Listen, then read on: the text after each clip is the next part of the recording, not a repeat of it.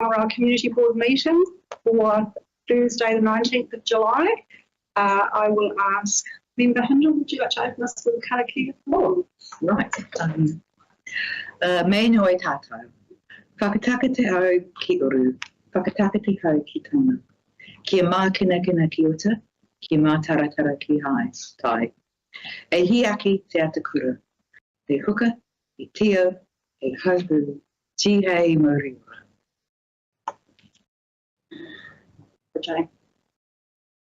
Okay, moving on, we have apologies from Roddy Hapiri Pihima and Member Amy Slack, and Councillor Ann Court has some pressing business. She will be leaving the meeting early around lunchtime, is that correct? Apologies for that, team. Because of the weather, the Air New Zealand planes get a bit disrupted, so we're having to drive.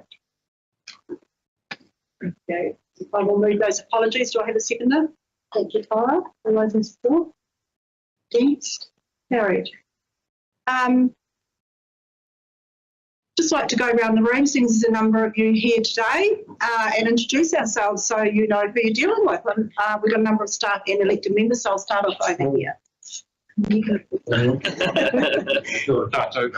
Guy Holroyd Whakamua, ko ahau Tim Whakarai, ko Kanhera, ko Tika. Good morning everyone, I'm Guy Holroyd, I'm Chief Executive of the Council, and looking forward to getting into this today. Nice to see you all. Good morning, everyone. Councillor Ann Court. Lovely to see you all here this morning on this beautiful Northland day. Kia ora everyone, Tyler Bamba. I am the Waipapa representative for the Community Board. Yes, good morning. I'm Bruce Mills. I represent Whangaroa.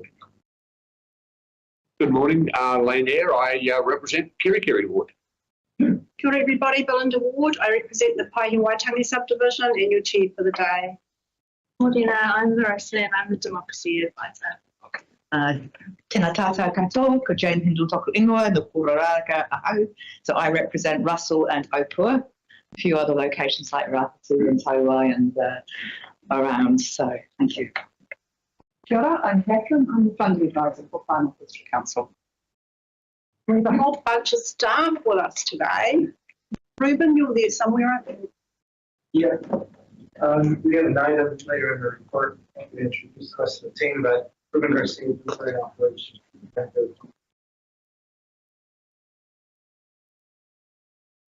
Anybody else like to introduce themselves? Roger. Yeah. Go, Roger. Correct. This for management also must be there. Welcome.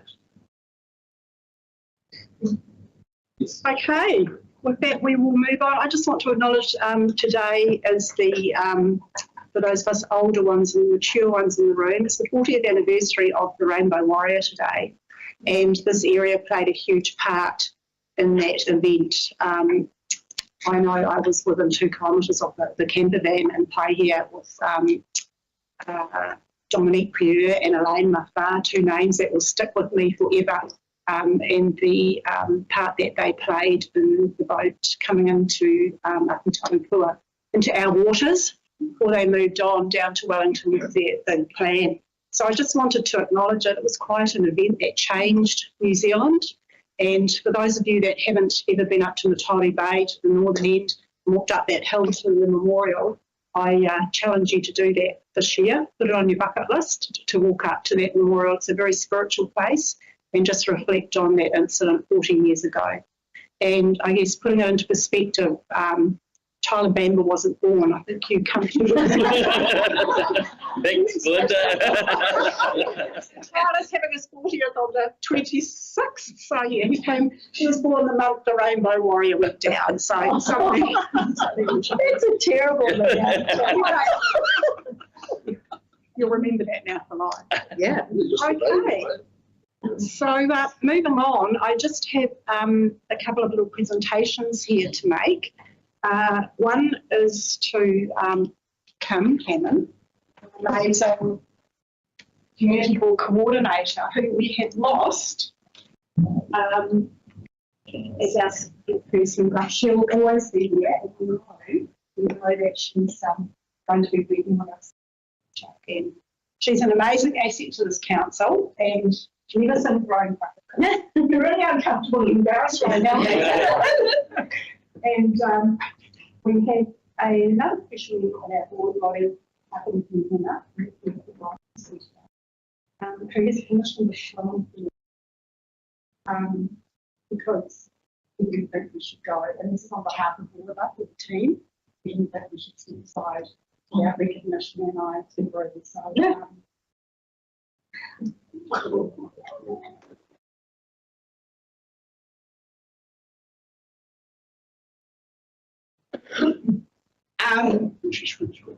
One, thank you so much. It's kind of a little bit strange because when I first joined council, I was your meetings admin, and then I went off, and then I came back as your community board coordinator. And to be fair, I'm only on secondment till November, so I feel like, you know, I just go and leave yous and give you a bit of fresh air, and then I come back again, and then I go and leave yous, and I come back again. But honestly, yous are family to me. Like, it's so nice, and I just really appreciate this. And you know, yous turn off the YouTube. You're my favourite board. You're the best. You're my board. She says that to all the boards. No, I promise you I don't. Yeah, just to you guys. And look, I'm still here and I'm still in council, and I'm always going to fight and push for the Bay of Islands Whangaroa community board. And yeah, managers over there, I'm sure he'll be fine with it. But no, I've loved working with you guys, and I'm not leaving you. I'm just not going to be here every meeting. That's all. Would you like to? Well, I'm crying. Well, it's hard to embarrass it. It's really important for you to hold it up so I can see it. But actually, if you could just hold it. It's one of the green jackets that green on green. Sorry, I wasn't aware. Okay, you can make them work.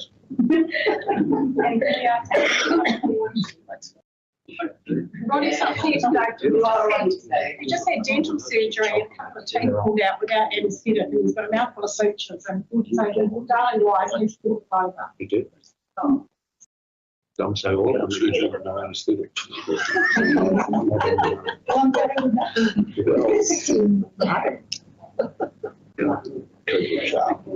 Thank you. And get on with your work for the day.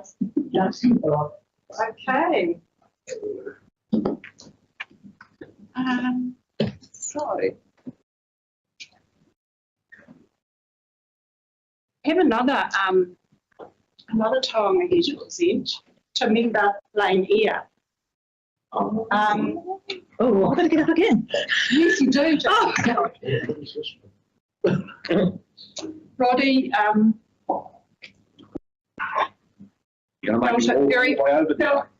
felt it very fitting at this point that you're acknowledged because you're standing down for your years of service and your dedication to not just the Kirikiri community, but to the board. I can't be listening. So, without further ado, I will get on the commission. We've got him on that, I'm sure of it. I'm sure he is. And you two are born the colour too. Now, these were commissioned by Roddy's, is it Cumberland? So they've been specially made.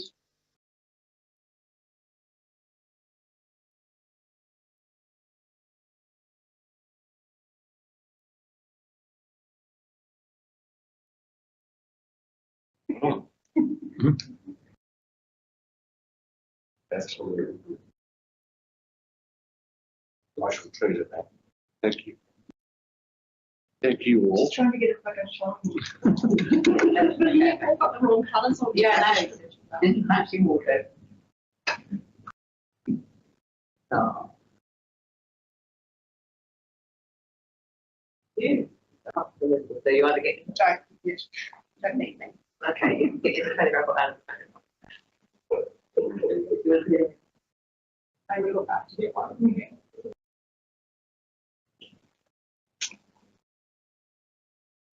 Okay, hopefully we've got some more warm fuzzy stuff to come during our meeting.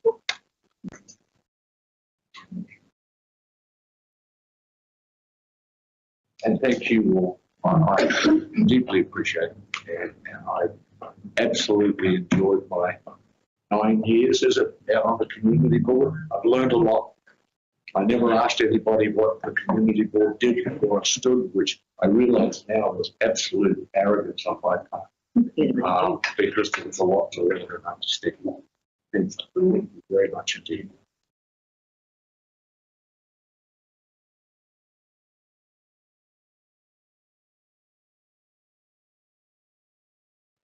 Get into the serious business. So moving on, do we have anyone to speak in public forum this morning? You've got 3. No? I have a deputation from Rangi Taipeo. No? Rangi here? No, she may not come. Okay. That was in relation to signage on the pay here beachfront at T-Bay. So if she comes later, we'll give her some space to talk. So we'll move on to our funding applications. First up, I've got Vania Hamlin to speak for Hospice Mid-North, which is on page 43 of your agenda. There is a spot mark X on the floor there somewhere. Catherine will point you in the direction. It is. You haven't seen it. It's in a mistake spot. This will be fine. Thank you. We are live streaming. Yeah. So you have 5 minutes. Yeah. And you know. Thank you so much. Thank you so much for giving me this opportunity. So hospice palliative care services, a lot of people know what we do. What a lot of people don't know is that we get 37% funding of our total cost. Last month we discovered that 15 of our hospital bed mattresses are perished. Now the equipment, we actually run equipment. We have commodes, we have wheelchairs, we have hospital beds.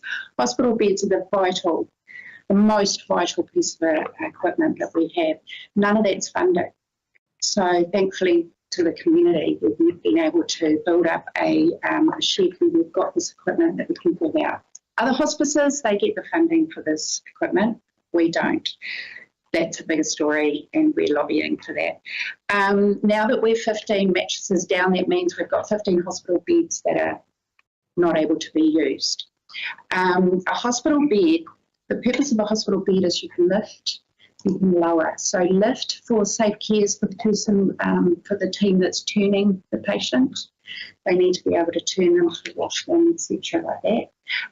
Also to lower so that they can safely transfer into their wheelchair or wherever they need to go. So what this means is we've got 15 beds that we just can't use because these mattresses perish so badly. A hospital bed mattress is waterproof, so therefore we can wash them, infection control, all that sort of thing. They're an absolutely vital piece of equipment. We have 100 patients. We have 25 beds, 15 mattresses. So that means we only have 10 beds that are actually functional right now. How we run is on the smell of an oily rag. We're constantly scraping the bottom of the barrel. The 24 tax year, we were positive $5,000, $5,200.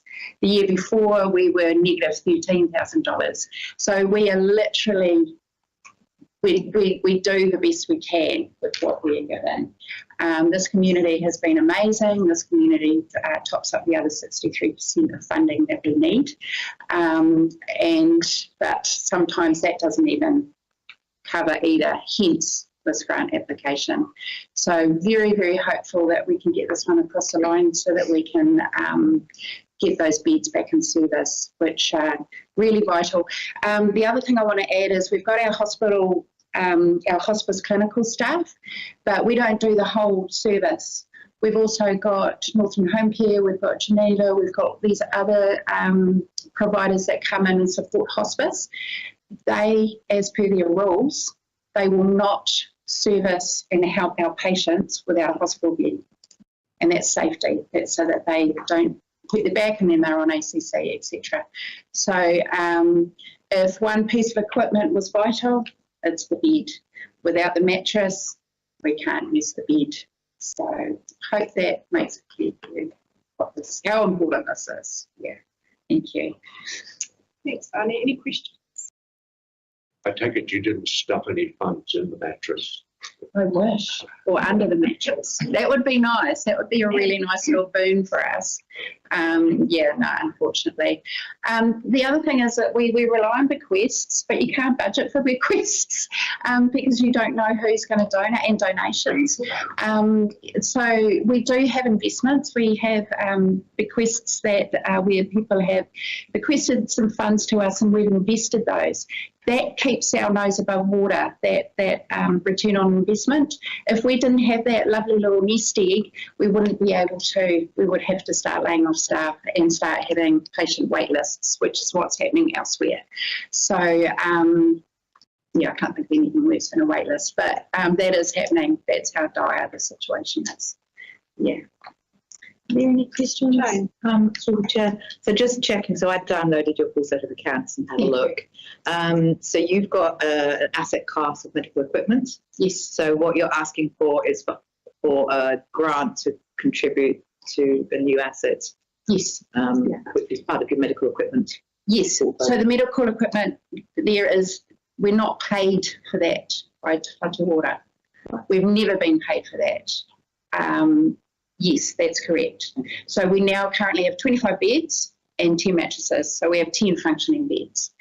We're looking at reducing the amount of stock we hold, not with the beds, but with other areas, just to try to meet our costs. But it's a sinking lid.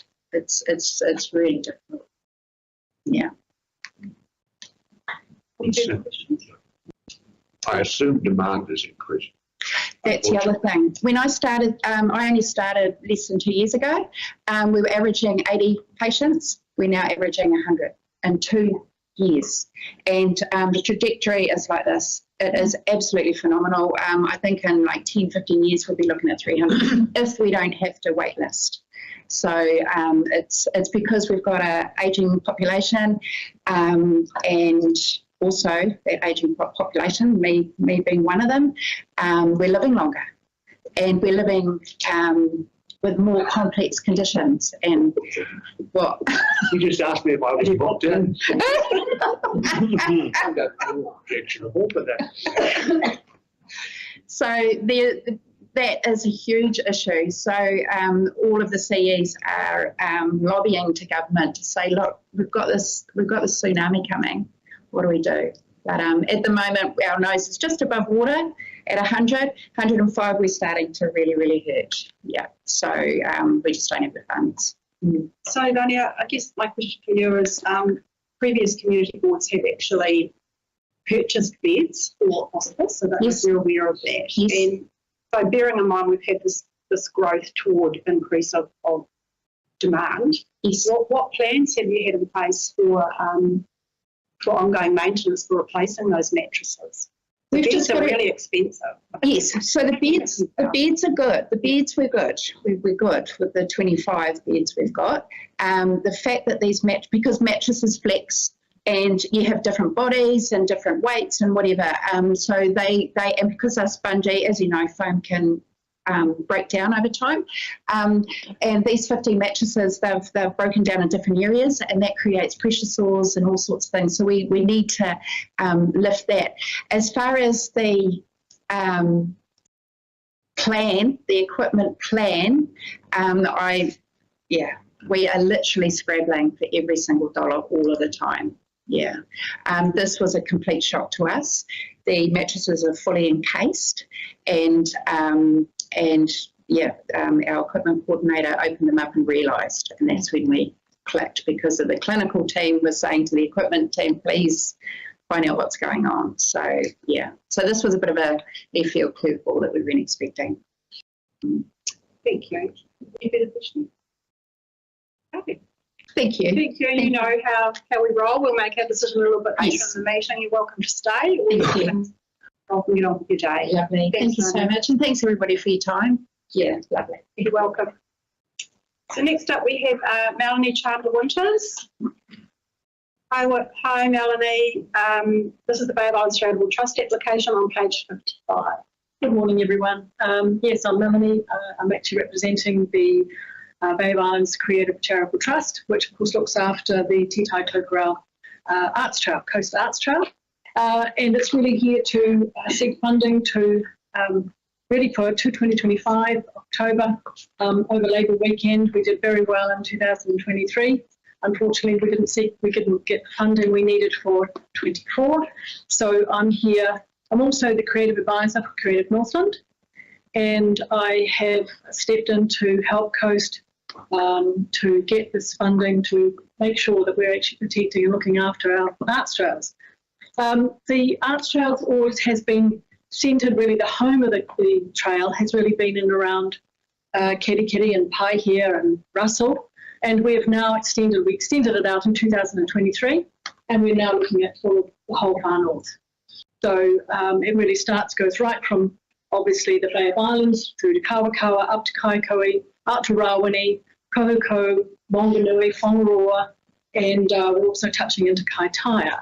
So the big thing that we're really wanting the funding for is that we've actually found that the successes have been with reaching those outer locations is that sometimes they're marginalised by not being able to have the opportunity of having visitors coming to the region or the communities so that the actual arts can be seen or the storytelling can be seen and heard. The other big thing, of course, as we know, far north is it's geographically, we're sort of satellite. We have our little pockets of communities that are very rich in our history and our culture and our art, but we need to connect that, and that's what we feel that the Coast Arts Trail would be doing and has done. The last Coast Arts Trail, we brought in 4,000 people into the region, and that was registered with all of the galleries, the individual artists. So we're actually economically developing that money coming into the region, people being able to see a little bit more of the Bay of Islands, so while they're up here over the long weekend, they can experience the art trail, but also see our museums and accommodation and as well. So my role as creative advisor is really to protect these particular events that actually bring people into the region, to make sure that we're protecting our communities and those small little communities that don't get that opportunity. So that's really where I'm really standing on making sure that the Coast Arts Trail gets happening every year and building, and so that we can actually make sure that we support that. So that really covers a lot of it. I've written in the application and covered in the application, but it's really about making sure that we protect our arts industry, as it's a really draw card, of course, for economic development. Thank you. Thanks, Mel. Question? Forgive me, knowledge, I haven't possibly read this. How many artists are involved? At the count at the moment, we've got 140. We're looking at probably 200 to 250 artists. They're spread throughout and they're the area. spread right throughout Te Tai Tokerau. This has been the home of the Coast Arts Trail. So this is where it started, and it's now grown because of that demand now into those other communities. Tyler. So you get 4,000 from outside of the northern region? Yes, 4,000 people coming into the region outside. And then how many in total sort of go through the Coast Trail? Because presumably people locally do it as well. There's locally as well, yes. Do you know? There would be, I mean, I don't know the number. We just recorded the addresses from outside so that we can actually make sure that, because the other thing too. Because they purchased the booklet, is it right? Sorry. It's actually when they come into the actual gallery, it's actually name and address and email address. So then we actually now have that database to be able to keep in contact with them. We missed out last year, unfortunately, and we had a lot of people making contact with us. The other thing too is that we're promoting this nationally. So the money will be going to, very much promoting it in our posters, our rack cards, and also advertising throughout the country. So it's like a destination for that long weekend. Great. Jane? Yeah, you put out that you haven't asked for funding before. We've funded this event quite frequently. Yeah. And it's a really good event because it brings people into our region and supports our artists. We always hope that we're the seed funders and that at some point it becomes break even or you can fund yourselves. Yes. Do you think that will ever happen? I think we need to work towards that, because that's part of risk, isn't it? It's really making sure that because all of the hours that people, actually 8,000 hours spent by volunteers over the time to make sure this happens. So I always want to protect these events. So whether we can actually look at them for future as art centres, so that the galleries become their own art centre, and that we can just really cover the promotion of it, because it comes really down to that. But we are definitely looking at that, Jane. Yeah. Yeah, because I mean, Northland Inc. and Creative Northland and all of those entities, this is their job really, to bring people to Northland. And here's Coast doing this and scrabbling for funding. So, you know, you'd like to think that they would step up a bit. Well, as Creative Northland, the advisor, I got in. Yes, thank you. Yeah, and it's a good I want to protect it. I want to protect Upsurge. I want to protect all of these events that are actually highlighting Northland and bringing people into the region for our arts. Thank you. Honey, you've got 3 pending applications with the Oxford Sports Trust, Northland Community Foundation and Dalton Trust. Have you been successful in any of those? The Oxford Sports Trust, we have received funding for that, and that just recently, that's 3,000, and that's for us to hire the centre, the Turner Centre. So that is to hire. No comment. No comment. I haven't heard from the Northern Community Foundation yet, and Dalton Trust should be hopefully at the end of this month. Okay. And the success of the event, is that pending on is it hanging on those applications? The main one is really pending on this one, and the Northern Community one really is promotion, because the other ones we've covered, the money that we've received has covered our events manager, has covered our funding for the Turner Centre, has covered our social media, but we just need that extra to be able to promote it. The foundation, the pub charities covered our the trail guide. And I see that's gone up to $10. Yes. Yeah. Stands now. Yeah, and you're still charging $165 per exhibitor. Yes. Yes. And then $225 for the gallery. Thank you. Okay, thanks very much. Thank you. Thank you. Thanks, Melanie. And final speaker this morning, we have, are you both speaking? Jackie Sanders, thank you.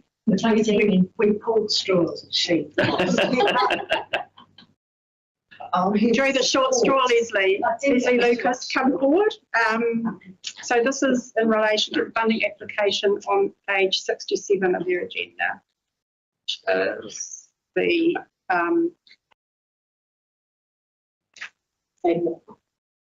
thank you. Same in Northland.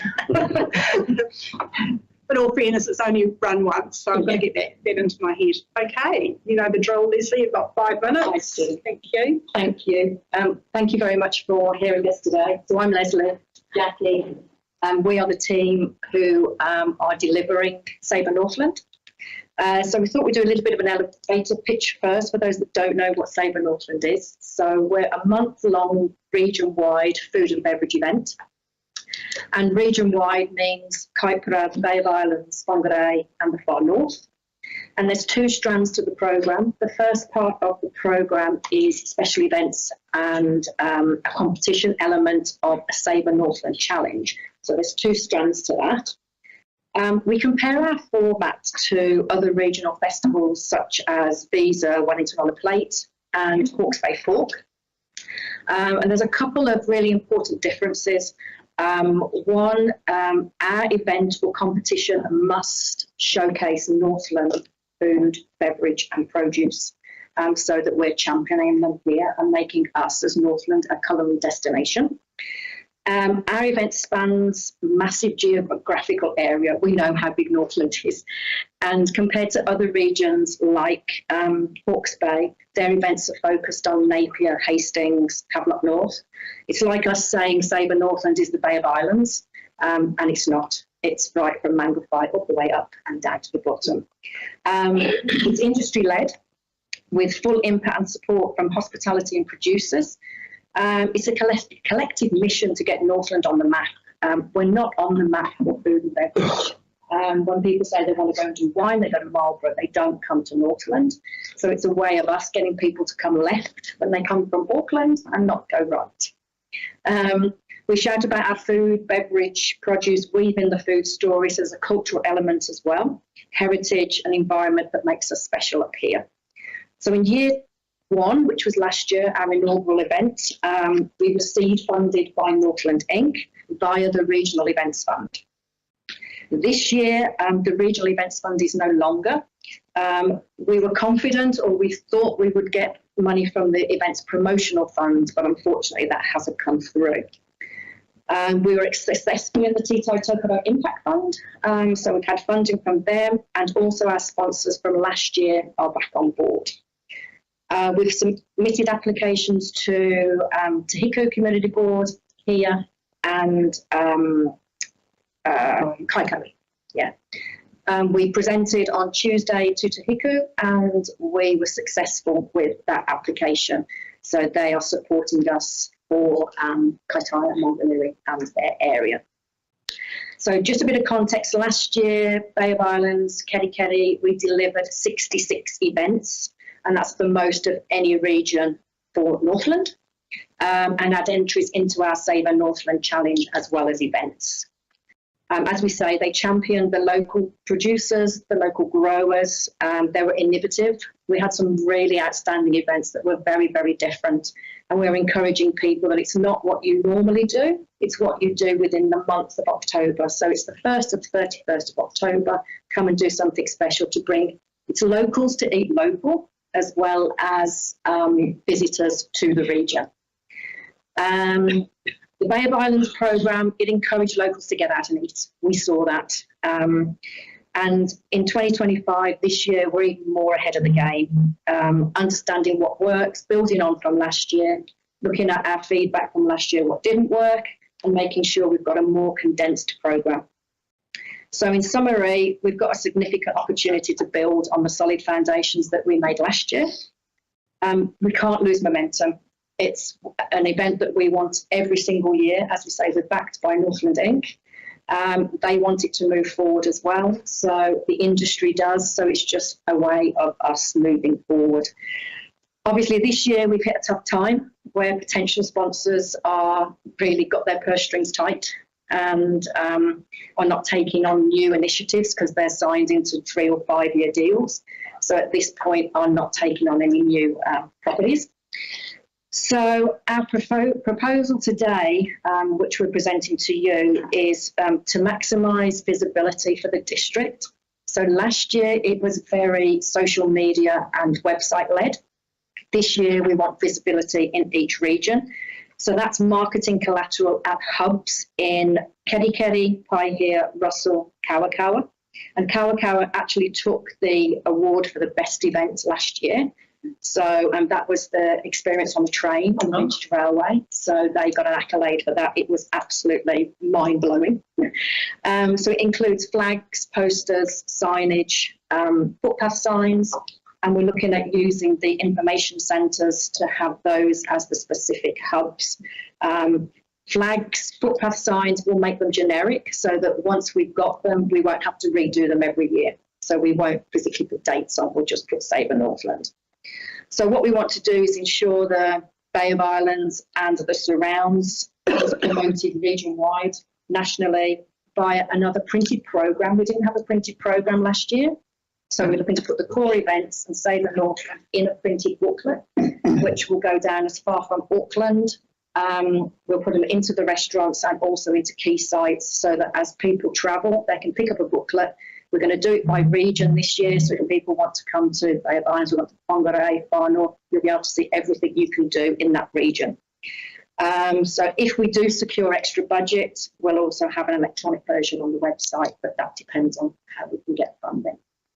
So overall, it was a great success last year. We want to keep the wheels rolling. Sponsorship is tight, and we're here today to see if from the community boards you can support us doing it individually in the regions for visibility. Any questions, Leslie? Pleasure. We'll just answer a couple of mine. So I'll go to the board. Jane. Yeah, so the footpath, so as much as we can, you're going to keep the things for next year. So we're creating assets, the Yes. flags and the footpath things. That's right, which we weren't able to have last year. Yeah, so they will be a good package to support. Absolutely. And you're setting up a trust Yes. for ongoing. Yes. Yeah, we need to sort of work out that governance structure. And we've got an advisory board, which has got representatives from hospitality. It's industry led. Yeah, no. So we report to them every couple of weeks. Yeah. Keep them abreast of what we're doing. I think we just did want to just pick up on what was put in here. I think I covered it. Just to say that we, Northland Inc. are supportive of this, and it was the regional events promotional funds that we weren't successful with. Yes. Northland are completely behind it, and also a lot of the spring campaign will be focused around the food. And they'll be linking up with the art trail as well. I would actually really like to have us thinking because they're on Labour Week. Yeah, just try and integrate it somehow. Yeah, and we've got some artists. We have got some food with art events in ours. So Joint promotions, and we'll chat. We'll also have the Kerikeri Rotary Garden Safari, which is the week before Labour. That's the week after. Yeah, we did look at that because we thought that would be great to weave in. So some Coast would be great. Have an evening meal after you. And that's what we want to try and do moving forward, is anything that's already going on, we're weaving it in so that we're cross-marketing, collaboration. Excellent. Any other questions? Two quick ones. When you were funded by Northland Inc., how much did they get? So last year they gave us for promotion and marketing as a seed fund, it was 145. Yes, yeah, around 140,000. Yeah. And the other two community boards? So we've applied for 4,000 for Tahiku Tuesday, which was successful. And it's 2,000. 2,000 from Kaikali, because it's probably just going to be one hub, maybe two spots in Kaikali Hokianga. And we covered Kaitaia and Moanganui, the Tahiku Fund. And then here we've got The bulk of them are in the Bay Islands Fund. we've got ward. Yeah, we've got everywhere. Yeah, community boards meet tomorrow. Yes, they do. So we'll meet tomorrow. We've been successful. That's a big shortfall from last year. So that's just what Northland Inc. So as I mentioned, we've got sponsors come on board. So we've Explorer behind us, luxury lodges are behind us. So we've got bits of funding coming through. But obviously Northland Inc. this time, there's not the big seed fund from the regional events. Congratulations on being so successful. We will be. We're very passionate. I get it. Please speak up from our district council. Oh, sorry, Stepped yes. up. Have they stepped up with anything? Yes. So, is that a first? I don't know. We're on the line. So Whangaroa, yes, they have. They're looking at supporting the billboards, everything electronic. Whangaroa Love It Here is behind us. And last year as well, we had an awards night at the end, which basically supported everyone that had taken part. We're looking at Whangaroa to support that for this year. So yes, they've come to the party. Well, that eyesight is a very busy hub. Yeah. Any other questions? Tyler. Mine's more just out of interest. What do you find works the best in terms of the events, or is it because there's a food sort of competition as well? Because there's quite a lot going on, right? And I sort of hear you say kind of refining it down a little bit. So the way that we've done that is that this year we've done a core program. So that core program is key collaborations. and Or key events, yeah. you know, so that's like, that might be the Bay of Islands, the Vintage Railway would go into a core event. Right. If the heritage sites do an event, we might put that in core events. So there's a collaboration, there's a lot of collaboration, so there's collaboration dinner, say, between London and Sage. Yeah. And so that we'll have a mixture of core events that span Spend the month. span the month, and we've got a calendar, and everybody's talking to us and going, oh, well, we won't like explore, we're going to do something on the 18th. We're able to but we're able to go back and say, we've got 2 or 3 events booked on that weekend, so they've moved.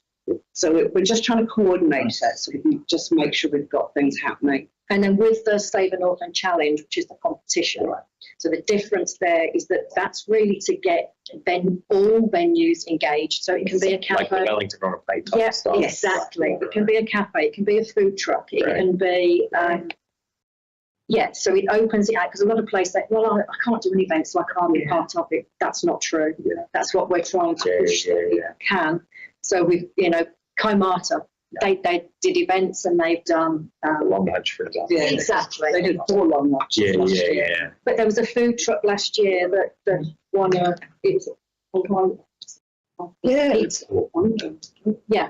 and Amazing. they blew the judge's mind. Right. So and they thought, well, how could a food truck do it? But I love it. How do we do 6 months of that, right? In the off season. I know. That's what we need to be doing as a strategy for events. Even in October, because we thought we'd just extend forward from Labour weekend. So, but again, people are just still going, we don't really have the staff to do events. But the more we do it, the more successful it comes. And then it just brings people the will season. staff a bit earlier. Yeah. that's the feedback again that we got, that the season started early because we launched the beginning of October. So you've got 4 weeks prior to Labour weekend, whereas we're known to kick off in Labour weekend. Whereas now, you've got another 3 weeks ahead of time. Festival happening this year? No, not. Right, in the interest of time, any more questions? Sorry. Right. We can get a great discussion. Yes. Grab for a wine. Oh, you work for that. Around We wine can tell you and some food. good Northland wines. Thank you for listening. Okay. Right, moving on to item 6.1. Previous minutes. Move it balance from our community board within the minutes of the meetings held on the 11th of June 2025 are true and correct record. Do I have a seconder? I know you want to move an amendment here. Second, Jane. Yep, so put your amendment or a correction. Yeah, there was a word missing in one of the resolutions. So that it's resolution 2025/58. And To do with the placemaking resolution. Yeah, and so item C, the planters and barrel adjacent to Russell Fish to be moved back to improve access and egress from the disability park opposite. It's just we talked about the distance we were going to move them back, 500 or whatever. And so you want the word back included? Yeah, just in case people think it means move somewhere else. Yeah. For the we know where back is, north, south, east, or west? Towards Little Fresh. Do you want that? Russell Fish, yeah, well it says adjacent to Russell Fish to be moved back. Everybody happy with that? Recall that discussion. We just decided not to stipulate the distance. Vote with that amendment. Made myself seconded. Jane, all those in support? Against? It's carried. Moving on to item 7.1. That the Babylon's Whangaroa Community Board note the reports from Chairperson Belinda Gilbert and member Jane Hindle. Do I have a mover? Thank you, Lane. Seconder, Tyler. Any questions around mine? Oh, I would like to raise one. Since I've got all this wonderful staff in the room, let's raise it. Looking on the Lucy Williams Reserve, which is a corner of Davis Crescent and Marsden Road in Whai, for those that have driven past in the last couple of weeks, those that RFS has been completed. Those bollards have been erected. They were supposed to be the same as the ones across the road by the playground, which were natural timber, and they are larger uglier painted white, and they are quite a standard I saw environmentally. And I took a few walks and took a few pictures and decided to breathe. As Chair, I drove past went, oh my goodness. The job is done. I can only put it down to the staff member who was doing it, who totally understood site visit that we did with Kim, that it got lost in interpretation somewhere, and now we have these white bollards that already have markings and look pretty terrible. So this is a scenic reserve in a high-profile waterfront location, and I would just like to know, seeing as we had staff here, which is a very unfair question to ask if I'm sitting in the room, but I will be following up to see how that got lost in translation. We are into natural timber in our coastal environment, and particularly on the scenic reserve. So just wanting to point out, great job done, just the painting was not required. Any questions on my report? You have a recommendation, Chair? No, I shall follow it up. Moving on to Jane. Any questions for Jane?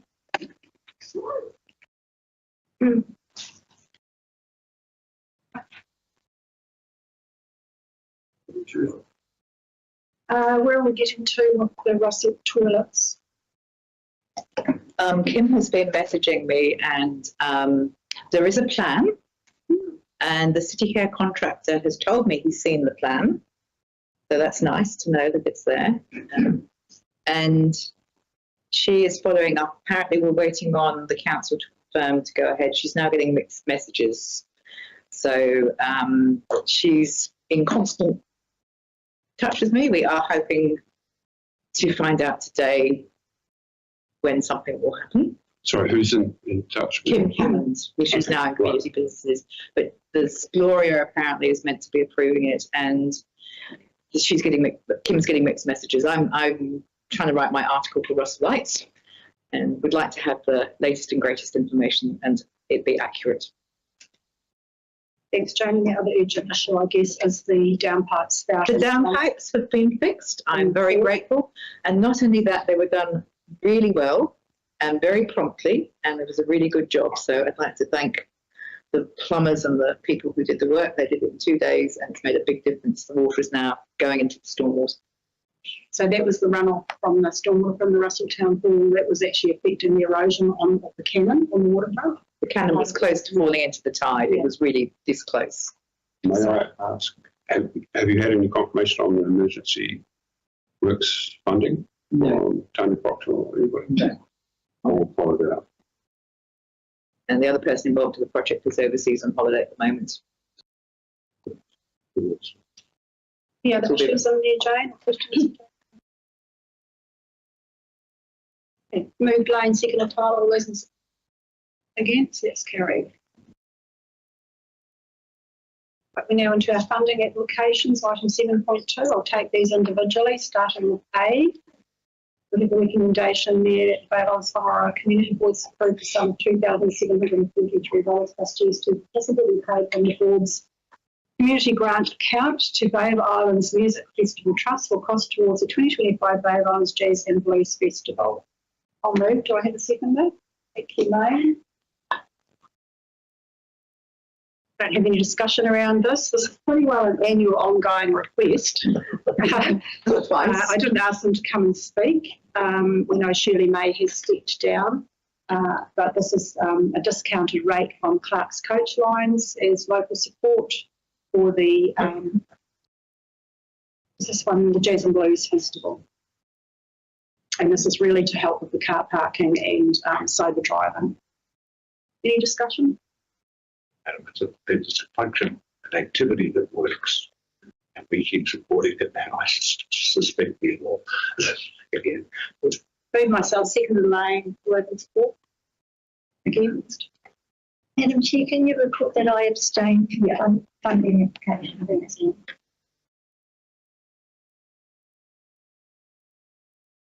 Right, moving on to B, is to approve the sum of $6,000 plus GST paid from the board's community grant fund account to Hospice Mid-North will cost us replacing mattresses for patients. Do I have a mover for this? Bruce? Second, Tyler? Bruce is moving. Did a good presentation and opened my eyes quite a bit. So I think we're going to need it sometimes. So Do you recall our discussions last month around the applications and funding? but this is sort of the more items for the finances and support it. Thank you, Tyler. Second. I do. I guess I'm in two minds around funding like the capital excellence of it, with there being a fair bit of money, I believe, in the system already for it.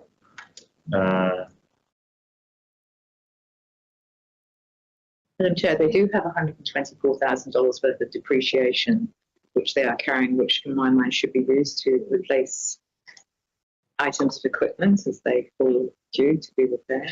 So I'm just a little concerned.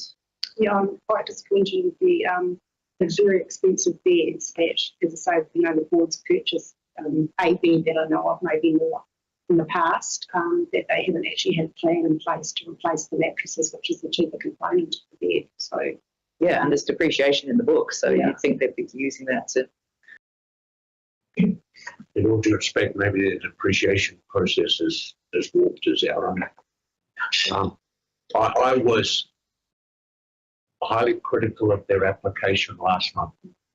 I thought it had hooks and spears, clouds, but this is relatively straightforward. And I think you can see a mattress as a disposable item. The bed's not. But the mattress becomes, especially in this application, becomes a perishable item, and it possibly should be seen as that. That's why I would support.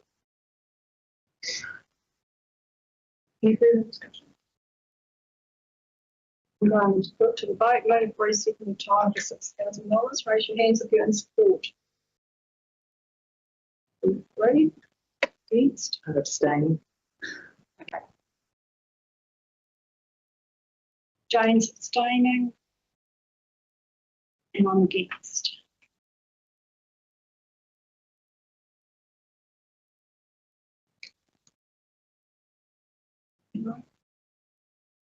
Moving on to C. We have the sum of $5,000 from the Community Grant Fund for the Bay of Islands Charitable Trust will cost towards 2025 Te Tai Tokara Coast Arts Trail. Do I have a mover? Thank you, Tyler. Jane? Discussion?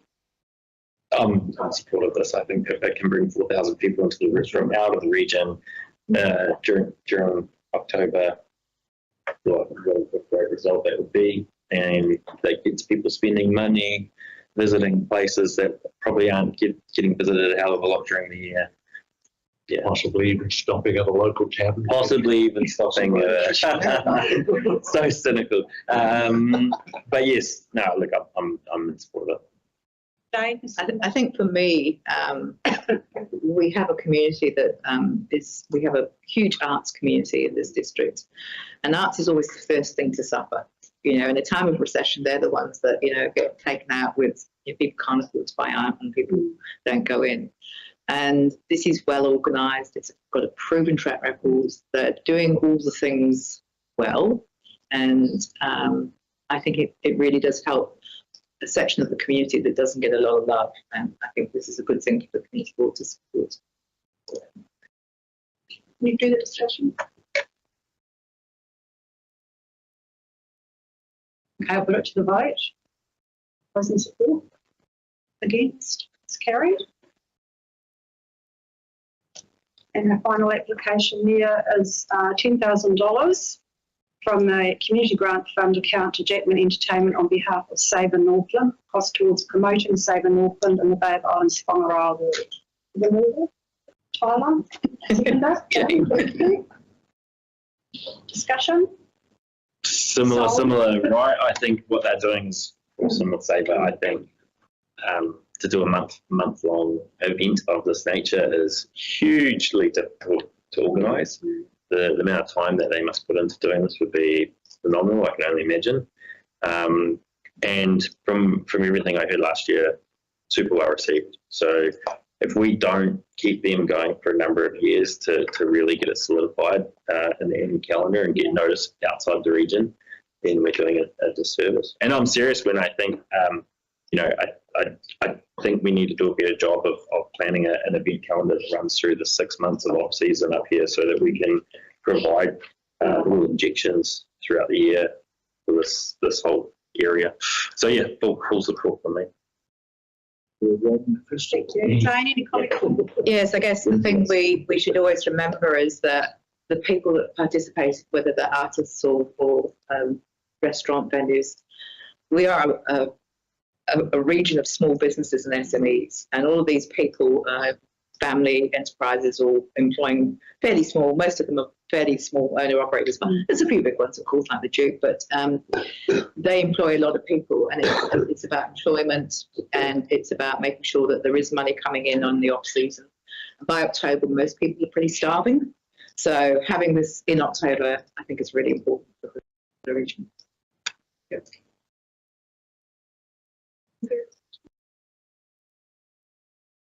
That off the bench for both. All those in support?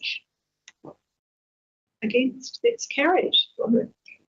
Thank you all for coming to speak to us. You're welcome to get on with your miserable day as we move through our agenda. Good luck with your events. Thank you very much. Okay, so moving on to item 8.1. We had on the Bay Islands Whangaroa Community Board, the Bay Islands Whangaroa Community Board July open resolution report.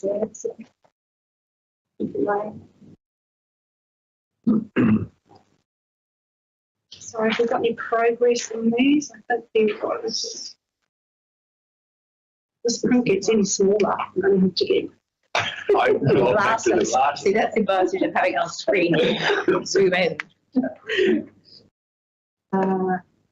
So Simpson Park, we haven't got ready here today to talk to that, but we've all seen the draft reserve management plans out and has been circulated. Pretty slow moving on this one, but as we go into a new financial year, I'm sure we will be able to put some dollars on the table and make sense of the community. So that's exciting. Can I raise a point with regard to that resolution, first item on the agenda? First item? The placemaking traffic trial, which is going to council on the 31st of July, so that will be the decision. We have run into a roadblock with the change in the transport department, so that is something that will need to be worked through by the organisation, because we really do need to have this trial finished and completed by Christmas. And yeah, so at the moment there's a bit of uncertainty, and until things resolve themselves, everything's kind of stopped. But we will need to prioritise getting this moved forward, because we don't want another Christmas like last one.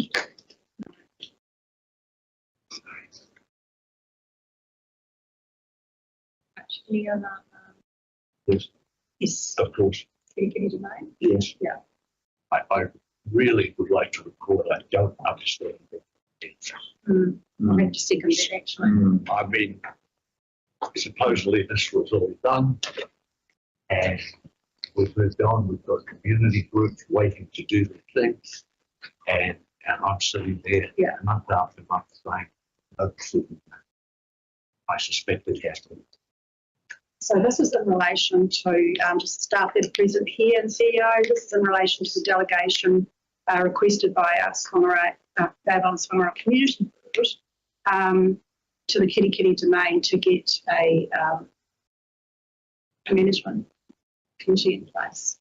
The first thing, Madam Chair, the first thing was to bring the delegation for that reserve back to community boards, where they're all supposed to be. The exception that's made for the Kirikiri, which the primary local. I understand that. It's long since stopped that function. It was agreed, mayor agreed, staff agreed, everybody agreed that we would bring back under the delegation of the community. who was then prepared to put a community group together to operate. And then it just stalled 5, 6, 8 months.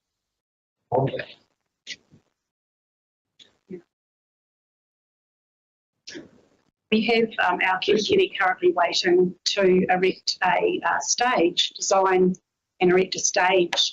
The stage would be really amazing asset for that open space. And in the reserve management plan, we believe that there is the wording is sufficient enough for community support for community projects to go ahead. And they are requesting written approval from council to ensure that they have the money. They're not asking us for money, even though it's in the LTP, it got pushed out to 3 or 4 years.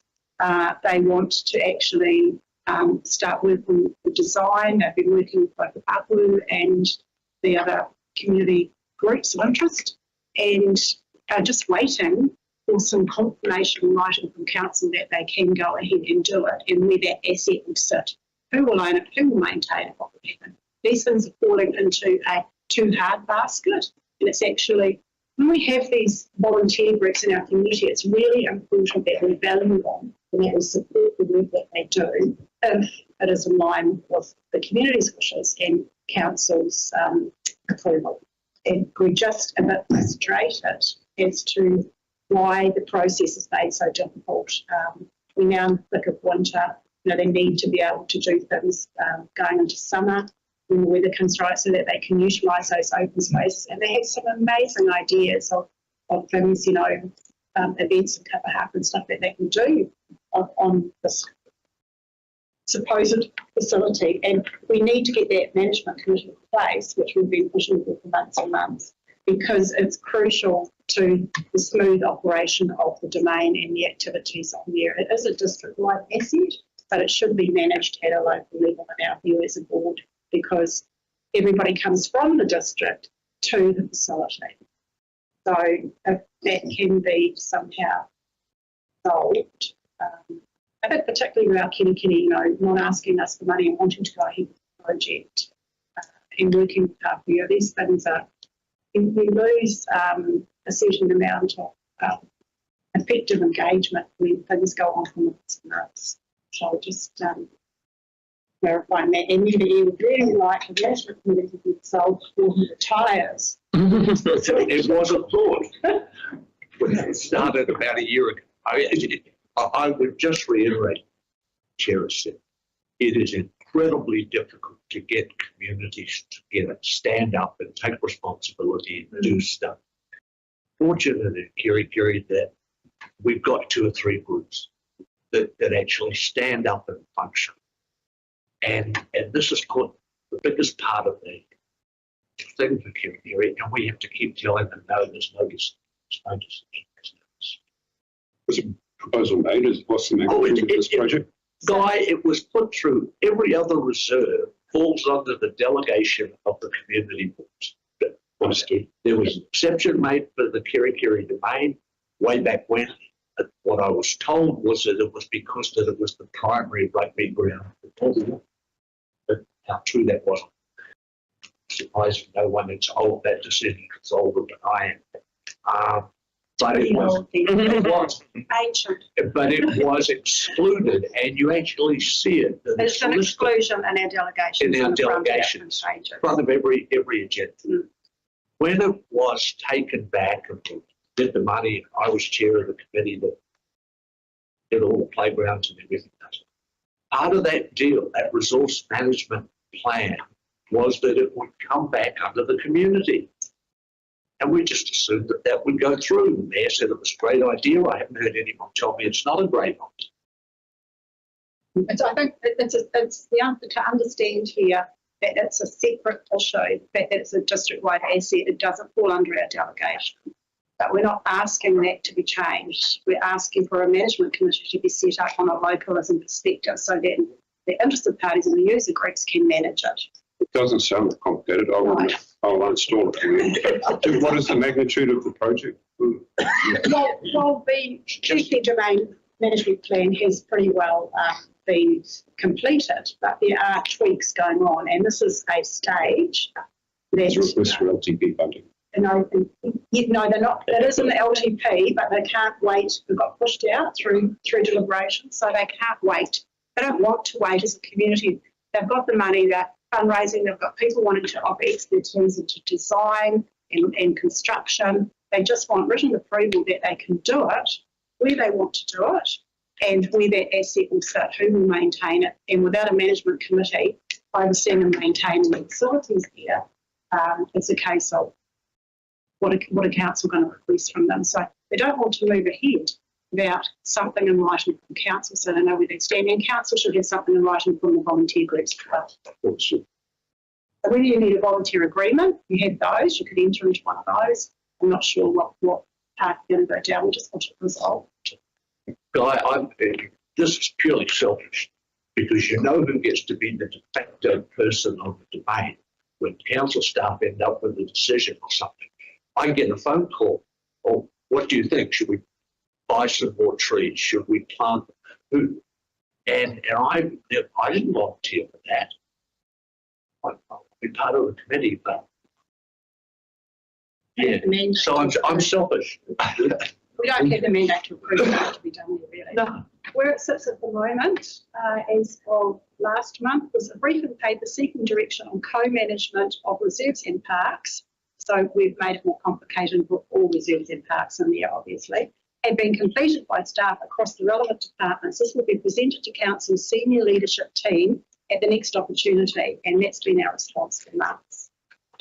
So I'll chase it up. I think we've made our point, Guy. Okay, anything else in that open resolution report? Move myself, seconded Lane. Put that to the vote in this report. Yes. Great. Now we're moving into item 8.2, delivery and operations quarterly update. We have a recommendation here that the Whangaroa's Whangaroa Community Board receive the report delivery and operations quarterly update. Do we have a people? Jane, thank you. Thanks, Lane. And we have Ruben Garcia here to talk to us about this report. Kia ora. Before you enter into it, Ruben, I don't know if this was a copy and paste, but on page 85, we've actually got a few Te Hakus in this report. We're about those from. Make sure we double check that. It's to the point. First of all, quick introduction. My name is Ruben Garcia, currently delivering operations group manager. Took over the group in May. Since then, we've been trying to work to get through a new operation route. We're seeing some really good positive results. But part of that in my area of focus is certainly around engagement and open communication, being transparent, which is why with me today I brought my management team that oversees delivering operations. And in a minute, I'm going to hand it off to them to speak to their portion of the report that's included in your agenda today, but also to be here in person and talk to you. And the hope is that we'll come on a quarterly basis every 3 months to give you an opportunity to have a discussion with us or engage with us, maybe some items that might be of interest to your community that relates within our group. We'd be happy to take those on and kind of speak to it. It's also important to note that the Business Council is quite complex. We have about 40 different business functions within council. And sometimes what we find is that questions might be raised that sort of sit outside of our group. We might start pointing fingers, but that's not the purpose. It's just a matter of trying to educate and understand what it is that we do in the delivery and operations space. So if things come up and pop up and it doesn't really fit within anything that we can respond to, we will make a note of it and obviously touch base with certainly my counterparts in the SLT team to chase some of those items of interest. But every effort I'm hoping that we will make to be able to be open, transparent, and have a chat with you. Now, with me is our manager of building services, Trent. We've got Mike with compliance. We've got Trish in the back with resource consent. And we've got Jonathan that oversees our property and facilities team. And then last but certainly not least, Katie will learn a lot about what she does for us within this group. With that, to you, Madam Chair, if it's okay, I'll ask Trent to come up and maybe speak to his portion of his report. And I think for this first meeting is to sort of give the community board a refresher around what it is that Trent does and each manager do within their department. So brief descriptor of what they actually do on behalf of council's business and activities. Without further ado. So what are you now, building consent authority? Yes, Building Services Manager. And the surname is Blakeman. Christian names aren't much use to us, but sometimes there's several the same Christian name. We struggle to keep up with staff. I think I'll start by, as Ruben said, describing what it is that Building Services do. There's basically two functions within that department. The first function is the Territorial Authority, and we look after, that function looks after building safety, much like this building here, open to the public, has specified systems in it. They need to be audited on a frequency. The team looks after that, and obviously they have a building warrant fitness that tells you the building's fit for purpose for public use, and that gets renewed every year. The TA function also looks after building compliance through the community. If there's something that's been built not to code or without building consent, they follow that up and pursue compliance. So they deal with it. If illegal building work's been taken out with no building consent, we have a thing called a certificate of acceptance. The council will go and assess that building, and they'll assess it against the building code and issue a certificate of acceptance. There's a few other functions in there. I think the other one is the BCO, which you should all be very familiar with, because we issue building consents, do code compliance certificates, and obviously building inspections, which has a big bearing on the community, and our performance in that area has a big bearing. Are there any questions on the two functions that any of you have? We shift on the hot topics. Not really functions, but in relation to our delegations, like with the calls, for example, you do the building loss on those. Yes. One of the questions that keeps coming back to me, and I haven't had clarity on and haven't had it resolved, is that if there are no fire extinguishers and those that are there are outdated, should that not be council responsibility to, bearing in mind that you're passing them off on the building and you're responsible for the building and the exterior of it, that you should be supplying fire extinguishers? Yes, that would be. The Pioneer Board has asked me, they are concerned because they don't carry the insurance that they don't have any fire extinguishers, and they get nervous when they have large groups. So the Russelltown Hall, we actually provide our own fire extinguishers and fire hoses with that. We pay for it out of ourselves. Is that because you're a historical building? You just treasure it more? I think town halls are all really consistent. Inconsistent. They are. Very inconsistency there. Yeah, look, and through the chair, I can't probably speak to the operational part of the who does what for the hall and the way of upkeep. I can talk about the BWAP process because we oversee that. IQP should be checking all those items, and then we'll come along and check that they're all consistent. I guess the question that my committee asks is, or one of my committees asks, is how does it pass the WAP when we have put extinguishers there for those? Very good question. So that's just something that, I mean, I know there's some people who would like to burn down. We're live streaming, Madam Chair. So they pay for an IQP to come through. Yeah, we pay for it. Yeah. So the halls are responsible to pay for their own IQP, presumably. We pay for an IQP. Who then make sure everything's legit, and then BWAF's correct. Yes. Given by council once that's been signed off. So what the officers will do, they provide a 12 and a 12A form, yes, yeah, which says that all the checks have been done. If they don't do that, there's a BRAD and SRAD, where we have to do an assessment on a specified system if it hasn't had all of its checks during the year, which can happen. Yeah. That was born out of COVID, actually, when, there was a period where a lot of buildings weren't being used. Mm-hmm. They didn't have all the inspections done, so they had to come up with a way to make those buildings safe again and have people be able to use them without actually having a BWAP Yeah. That makes sense. And a bunch of discoveries maybe a couple of years ago that a lot of that compliance check hadn't been done historically. Yeah. Look, I can say with confidence that we've put business intelligence through that function, and right now we've probably had the most visibility ever on where we are with our audits. I think currently, and it should be in the report, I think there's 185 audits that need to be updated to the new compliance schedule of a total of about 900 and something. So that's not too bad when you put it against the rest of the country. So we're very happy. In the next year or two, we'll get on top and become current. Okay, cool. So, sorry, so general, I guess, like system would be, the building has their own, like say FICO or something, right? They come and they do their checks for them. FICO then deliver the building WAF and then send you the form. They send us the 12 and 12A, we issue the BWAF. Then you issue the BWAF, and then you do an in-person inspection after the BWAF to just So how that works is we don't do one every year. There's 3 classifications on public buildings. First one is sleeping, which is 1 year audits. It's unrealistic and probably not cost effective to be auditing all our sleeping establishments every year. So what MB's done is we have to do 30% every year.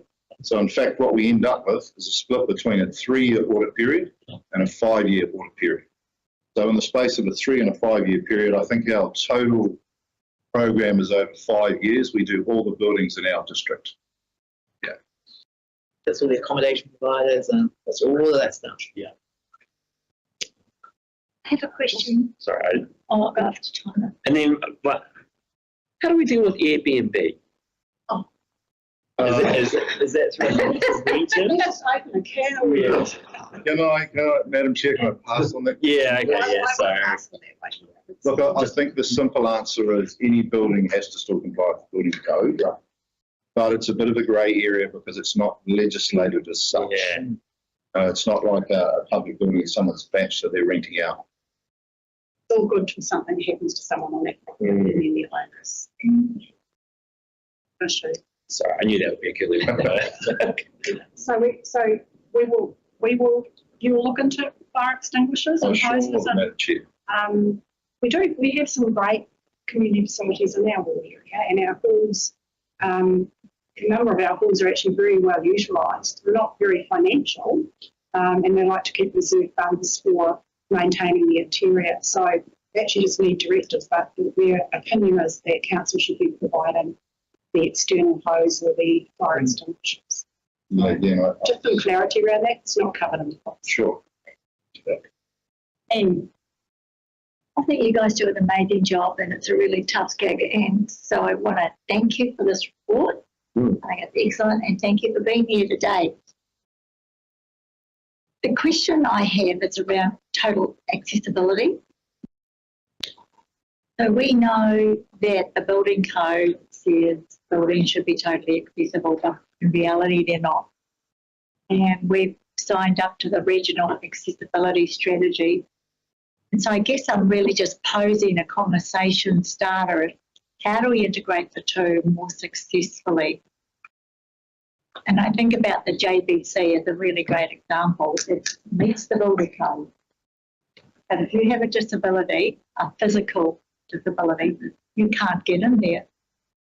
You physically can't open the door if you're in a wheelchair or you're frail or you're on crutches. So I'm just wondering, how do we integrate the two? Is that a conversation you guys have regularly? Do you get audits of our facilities, our public building? And when we're doing renewals, are we using people like barrier free to say, how can we make sure that it actually is a usable space? There's a lot in that, Trent, and I might have just kind of thrown you the grenade in the room. Through the chair, I can probably answer it in part from the perspective as our regulatory duty of care under the Building Act. There's a section in the Act which is 112, section 112. What that talks about is if you have an old building and you do an alteration to that building, we have to consider accessibility and fire compliance with the hope of upgrading the building to satisfy some of the things you've just spoken about. In reality, though, there is a clause in the Building Act that says near is reasonably practical, because obviously if you have an old building and someone's trying to develop, or they just want to add on another toilet, a storeroom, something like that, in a hall, something like that, the reality is if you then have to turn around and upgrade the whole fire alarm system or something like that, doing that small alteration might then be, it's not feasible. Cost benefit's not feasible. So what the Building Act allows for is for you to do a gap assessment. So what we're looking for is, while you mightn't make the building fully compliant with today's rules, what you'll do is either leave it as is and say it's to the same extent it was beforehand, or you'll offer up something that improves it somewhat for accessibility or fire, so it's as near as reasonably practical to the current standards. That's how the Building Act works. Unfortunately, like JVC, it was built a few years back. I think if you were to build that same building now, you'd find it would probably be more accessible because the rules have changed somewhat. But to the question of who was the person you mentioned? Yeah, I mentioned this. About doing to aid in, I think it was the accessibility group. Yeah. So we don't, all we're looking for is compliance with the Act. Get the particular, I'm trying to think of code clause, I can't off the top of my head. But we wouldn't, it would be up to the owner to go to a private consultant to then see how that meets the code for us and make that assessment. Do you think there's something more we could be doing? Because compliance with the Act ticks a box, but it doesn't really address community concerns, does it? So should we be, for example, and one I can think of, Whangaroa, which is precipitously steep, very, very difficult to access. When we're doing renewal, should we, I don't know how we capture this within the organisation, so I guess I'm just posing a question really. It might come to you guys and you do your BWOP and we tick a box and you're happy. But we haven't really gone that extra mile, have we? By saying, let's ask the elected members to put in a bit of budget through the annual plan, so we don't just tick the box, but we actually make it fully accessible one at a time. Can I take a step at the Madam Chair? Herein lies the difference in the divide between governance and operations. So operations is obligated to make sure that we're abiding by legislation, regulatory stuff, and so we're very much working in that mindset to ensure and enforce the current rules, requirements, obligations. A lot of the stuff that sometimes comes up has this fine balance on the extra mile, the value added service. That comes by way of governance decision making. As you alluded to, additional budget that then affects policy that ends up coming on the operations side. So I think while we are all probably in general agreement around some of these value added type stuff, at the end of the day, the act or relevant legislation or regulations require us to perform on a certain particular level to maintain consistency across the board in all matters. I think we're highly considerate, obviously, where we can. Every time we start to encroach upon additional value-added stuff, it's not necessarily written in legislation or the Act. We open ourselves for scrutiny should it be another type of activity after the fact. So I think we're well in line with the thinking. On an operational side, we do have an obligation, and this is where this fine balance between governance and operations, and we work together to figure out what is the desire of the representatives of these communities and to see what we prioritize, and obviously some of that comes with additional funding. I hope that answers that. It tells me what you're legally required to do. Correct. And you pointed out the distinction between governance and operations, and that's understood. I guess I'm trying to start the conversation here. We've just adopted a regional accessibility strategy, and over here we have legislative compliance, but there's no bridge that links the two. And I'm trying to explore ways that we can create that bridge. So Trent's department can think more than just ticking the box. Through the chair, I will offer this up. There's no more questions for building. Spirit of saving some time. The building code is a minimum. So at council, what we're looking for is, when we assess consents, is the minimum compliance rate based on code, because it's a minimum, right? There's nothing stopping an individual, an entity, doing more than the minimum. If you pass a policy in council that we are going to fully adapt to satisfy the accessibility agreement with the accessibility groups, and you provide that funding, you can put those details into the consent and have far more than a minimum. That's quite okay. We still assess it. It's just way more compliant than the minimum. That's all. So you're quite within your rights to do that.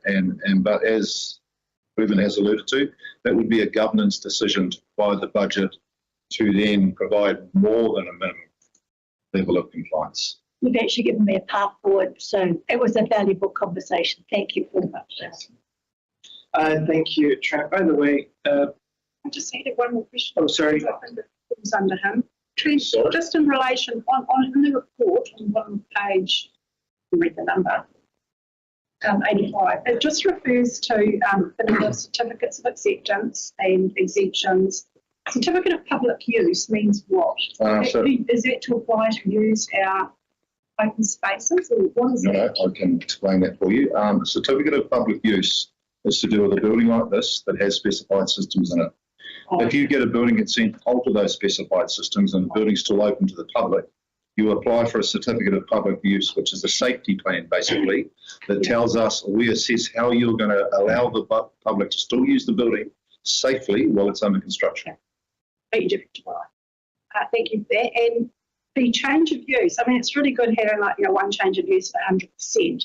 But one thing you will have heard me banging on about over the years is, in order for us to identify the changes of use within our community, like, for example, how many hundreds of bed nights we are down due to change of use, the ability to host events is diminishing because we've lost travellers' accommodation to permanent residential since COVID. It will be really helpful to have, when you've got change of use 1 and 100%, to actually know what the change of use was. So if it's from, just say commercial to industrial or travellers' accommodation to residential, because it actually helps with, we don't have the statistics out there, and Northern Inc. doesn't. They put out information which is incorrect, and we know, and a lot of the change of use within our communities has impacted on external things in our infrastructure. So it's really important for us to know on the ground when an activity changes, and we won't bring Airbnb into it, but that is a major problem in my area with car parking, for example, nothing else other than car parking, and reverse sensitivity where you've got parties going on next to established residential neighbourhoods. So just, I think, a little bit of, without divulging confidential information or privacy stuff, it would be really helpful to have it ward by ward, because I noticed some of the stuff in here is Te Hiki, Carrington and there's other places like that. Ward by ward, and if that's not possible, just to actually have some sort of what's changed, just so we know what has changed in our area. Madam Chair, if I could, I have to offer up the limitations of that stat. So what happened, you've used an example of travellers' accommodation going back to residential. Yeah. How a change of use works is you only have a change of use if the code compliance is more onerous. So when you have a private residence and you want to use it as a travellers' accommodation because it's transient accommodation for sleeping, the code compliance is more onerous. So therefore there's a change of use.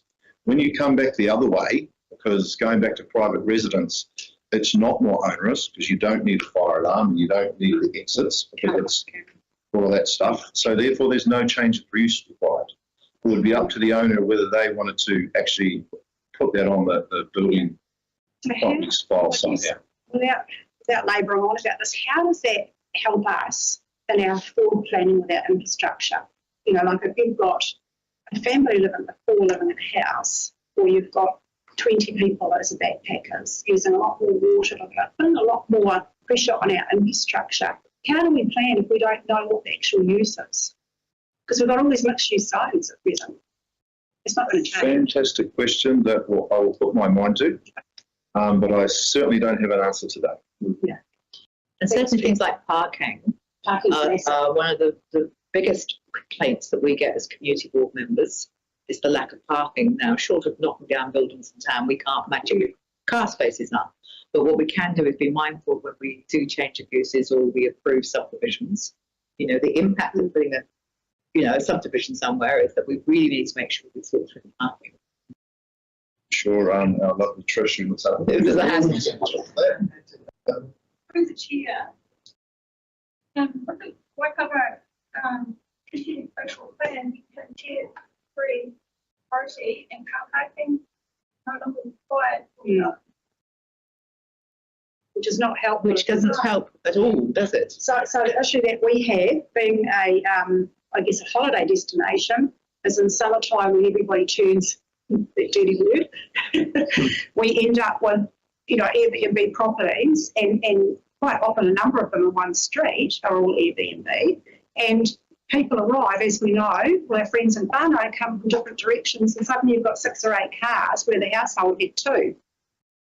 These are the things that we're grappling with on the ground that we don't know whether you've got oversight on. So how we capture all that. And for example, a campground, the family car would turn up. Now the family car turns up with the boat behind it and the teenager that doesn't want to be in the trailer and the trailer and everything. So all of the cars from the campground fill the town, and it creates huge stress for the residents, and we get the complaints. And it's it is constant and it's hard work. And of course, at that point, everybody's on summer holidays for council because it's a brownout period.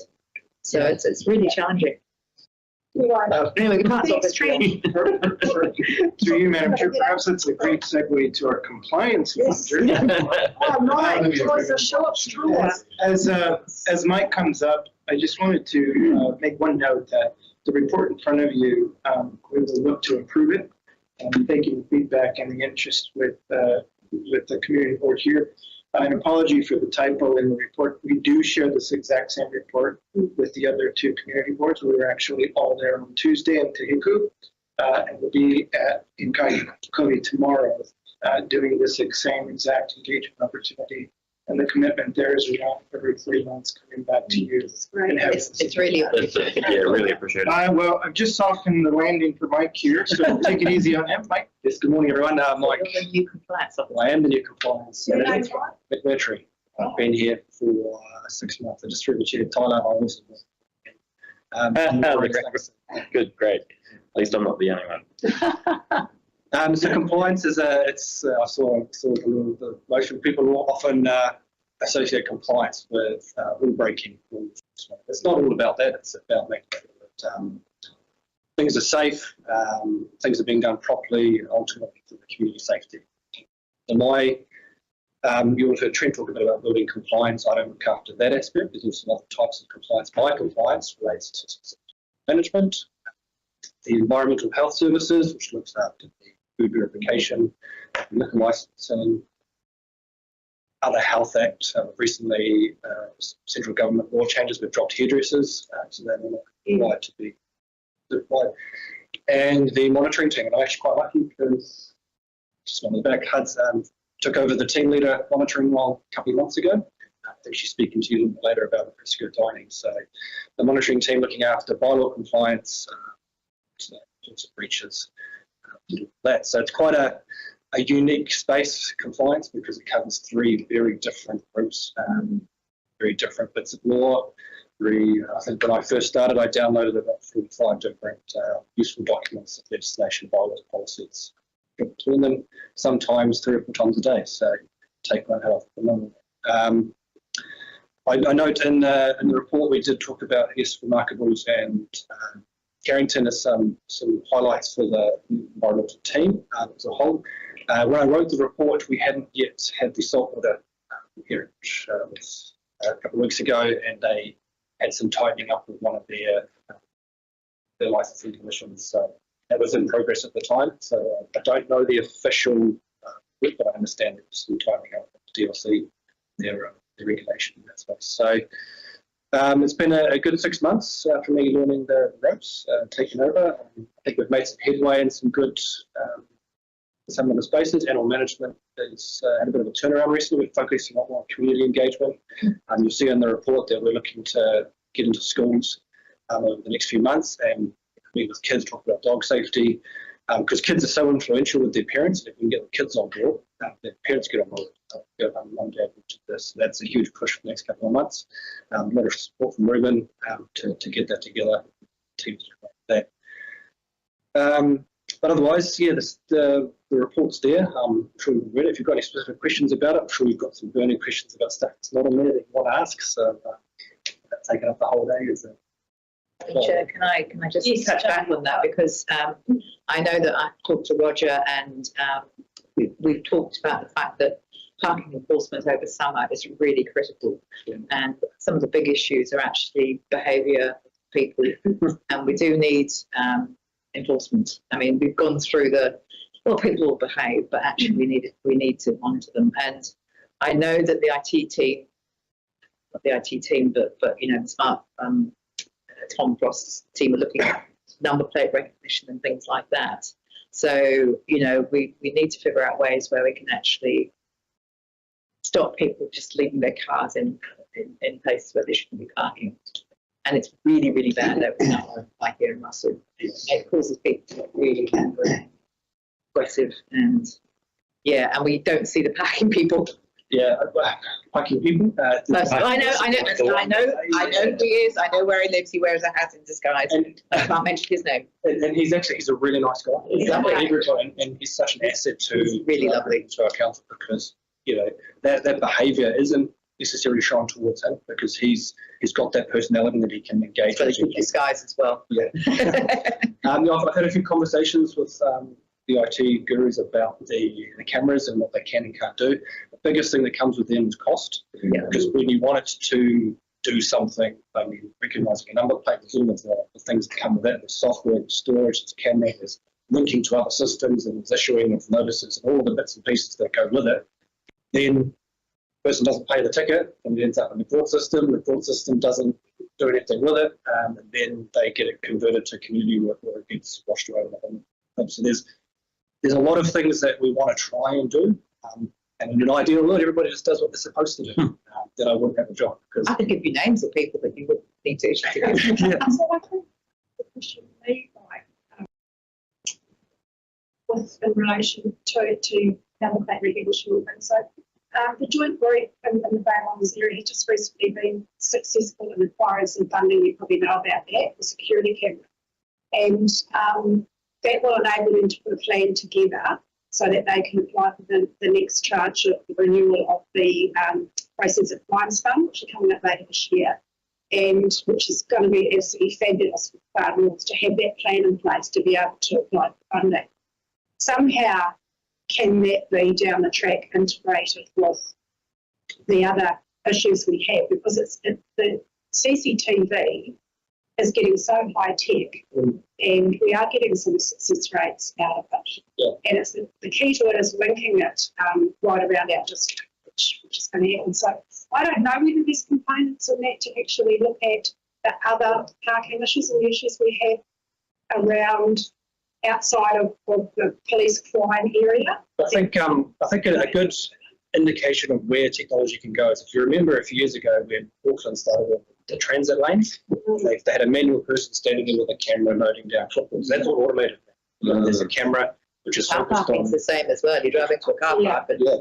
So then the thing is, it's cost, right? And if cost wasn't an issue, we could have cameras in all sorts of places. We could be taking photos of, they measure when a car comes in and when a car leaves, and if it's outside the timeline, then they get a ticket. And a lot of, probably all infringements of strict liability, so it's whether it happened or it didn't. There's no but, and someone has to. So there's definite scope for making stuff a lot more automated and getting it, the enforcement action taken. Just comes down to cost. So the communities could fundraise to get the cameras. It would be a way of, if it's important to the community to fundraise. Yeah, I am having major reservations about every community wanting security cameras and coming to the board for funding. Yeah. Not even just thinking of the board, there's other agencies. At council level and have a real collaborative approach. And I think we're learning from what Farmer Polders is doing at the airport and in the Williams Road Paihe car park and the challenges that they're having with that and the amount of tickets that they've had to write due to the, like you say, the process and the costs involved in actually acquiring the fee penalty on the individual is high. So I just think with technology and AI, so we're going to be able to, we won't be a parking warden in the future, that we will have those things on the ground and everything will be more. Just a matter of little bites at a time though, right? And where is it going to be most needed? But it's not across the whole district. There are certain pinch points. Absolutely. Absolutely. Yeah. So how do we identify one little chunk at a time and try and figure that out? Where the juice is worth the squeeze though, right? Because it's not always going to be the case. That's right. Yeah. Talk to you about Tampaka and the occupation as well. Don't talk about Charles. Just with the dog thing, the education in schools, I just think that's a great idea. Is that something you're going to try and work in as like an annual program or something like that, if this works successfully? That's the plan. So the team have been to, so far, I think it's 7 schools. Obviously, there's multiple classes per school. So that's not just 7 programs. They're developing the program. One of the principals of the school actually invited them along to the principal building, where they can go and talk to all the principals that are part of that. And so then they can deliver what the program is going to give, and then the rest can see what they've got on board. Yep, an annual thing, of course, because as we all know, kids grow up, they move to the school, then the new lot come in. So there's no point just targeting one group, 1 year. We want to get all the years, and over time, that'll just become a self-sufficient thing. 100%, I think that's very clear. I just want to note too that this is actually a directive that the chief executive has spoken to me about, which is putting greater focus around our educational pieces of work and activities in the community. And I think in Far North here, there's a huge opportunity for us to be more out in the community with educational programming, specifically in the animal management space, to sort of change the perception of the public of what it is that council does within that function. And the critical component of that is engagement. And again, so we're just starting to roll that out. I'm hoping that that's a year-long activity and a frequency, and hopefully one of the things that I've given my feedback on in the early start of this is that we've captured one demographic. Let's figure out some of the other different middle age, older age population, figure out appropriate programs that we can reach out to them as well in this animal management education space. So really appreciate Mike and the team for taking action within the last couple of months to gain some traction in that. But that is something that the chief executive has desired to see from our compliance side. Yeah, maybe just to add to that, animal management seems to be a high profile and significant problem for council. And I gave Ruben, actually that was when you were still in comms, right? The task of just thinking through that issue, the idea being that we just need to create a groundswell of awareness and knowledge in the communities about our animal management activities and actually what we need from communities to be able to carry out our duties. And it's sort of like from management perspective, it's a bit of a nightmare, and for elected members, obviously it comes up all the time. And if we get too strict on compliance, there's an outcry. But then we have these horrendous events, these attacks. Obviously, there's one lady that died last year in Kaikoai, so it's quite a serious business. We need to get better at it. I have also had the conversation with Ruben that we potentially will build out the team or change the structure of that team so that it's long-term focused on this community engagement and education. So that I would like to see that being an equal part of the team long-term, not so we don't just have animal management officers, but we have like an education team. Because it's not even just about the animal management, right? Like just education of the public on what council does in general could be, I don't know about you guys, but the amount of conversations I have with people who go, well, what do I get for my rates? Oh, yeah. And so much, so much, but we don't maybe do a good enough. Cemetery. Yeah. And finally we bury you. We actually just sparked another conversation that having with Ruben, but obviously we did the State of the Far North right here last November. That is also part of that. Yeah. But we can get better. Our comms team can get better. It's an ongoing process. And not just comms. I think I'm quite biased because I come from comms background. But part of us being here is to do just that, to start to educate, share with our community board. One, recognizing the importance and the role that you all play here, and sharing with you what it is that we do so that you can be better prepared to speak to your communities. Absolutely. When you sit in a room discussing numerous subjects, but at the end of the day, over the years, the biggest issues, hottest issues at community board level have always been pets and trees. Now, that's not council core business. It's not what we should be about, but that, at the end of the day, that's the reality. Yeah, so we're making headway in that space. Trees and animals and this. Ruben, there's lots of the community board members all know lots of community groups within our various groups. So always reach out to us if you want to kind of learn what groups are operating and what they're doing. Because sometimes you might be wanting to talk to a certain group and there's already a group in town doing that. So I think that's probably what makes these opportunities to touch base with you on a regular basis so that we can make those connections. And often, once you see our posts and know our names, and vice versa, we know that we can pick up the phone and have our proper follow-ups. With that, I'll thank you, Mike. The management team is working for a chocolate fish today, by the way, so the most engaged manager will have that opportunity. I've got. Do we vote? Could I have a parting question for Mike? Oh, yeah. An environmental health team. Yes. You are the team that issued the health licences to the limited services campgrounds to operate commercially free for no conditions, correct? That's correct, yes. That is a really hot topic at the moment, so just want to make you aware of that. And I have, in our previous deliveries and operations workshops, asked for a workshop on that. I think it's really important that council gets the big picture and knows what's going on there. It's for $350 a year or $15 a year. You can use a vacant commercial lot as a campground, basically. All it's got to do is comply with the health licence, buy a health licence.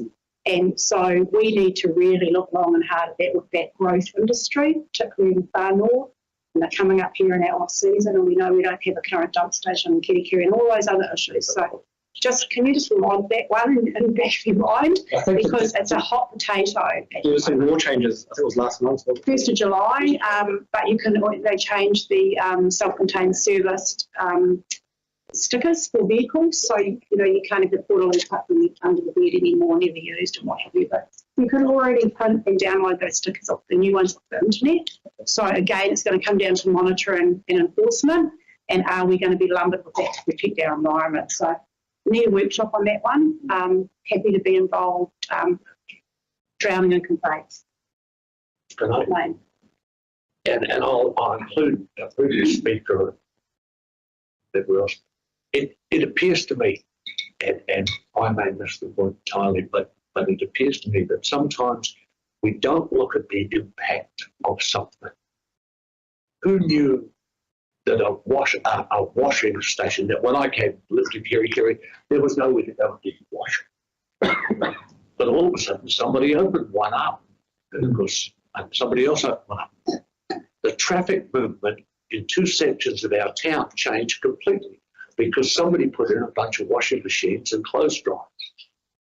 And I stood there and I thought, how come I didn't think of that? Because I'm very much into, hey, you move the buses from that side of the road to that side of the road. No one thought it meant that the buses had to drive all the way through the one-way system, just move one side of the road to the other.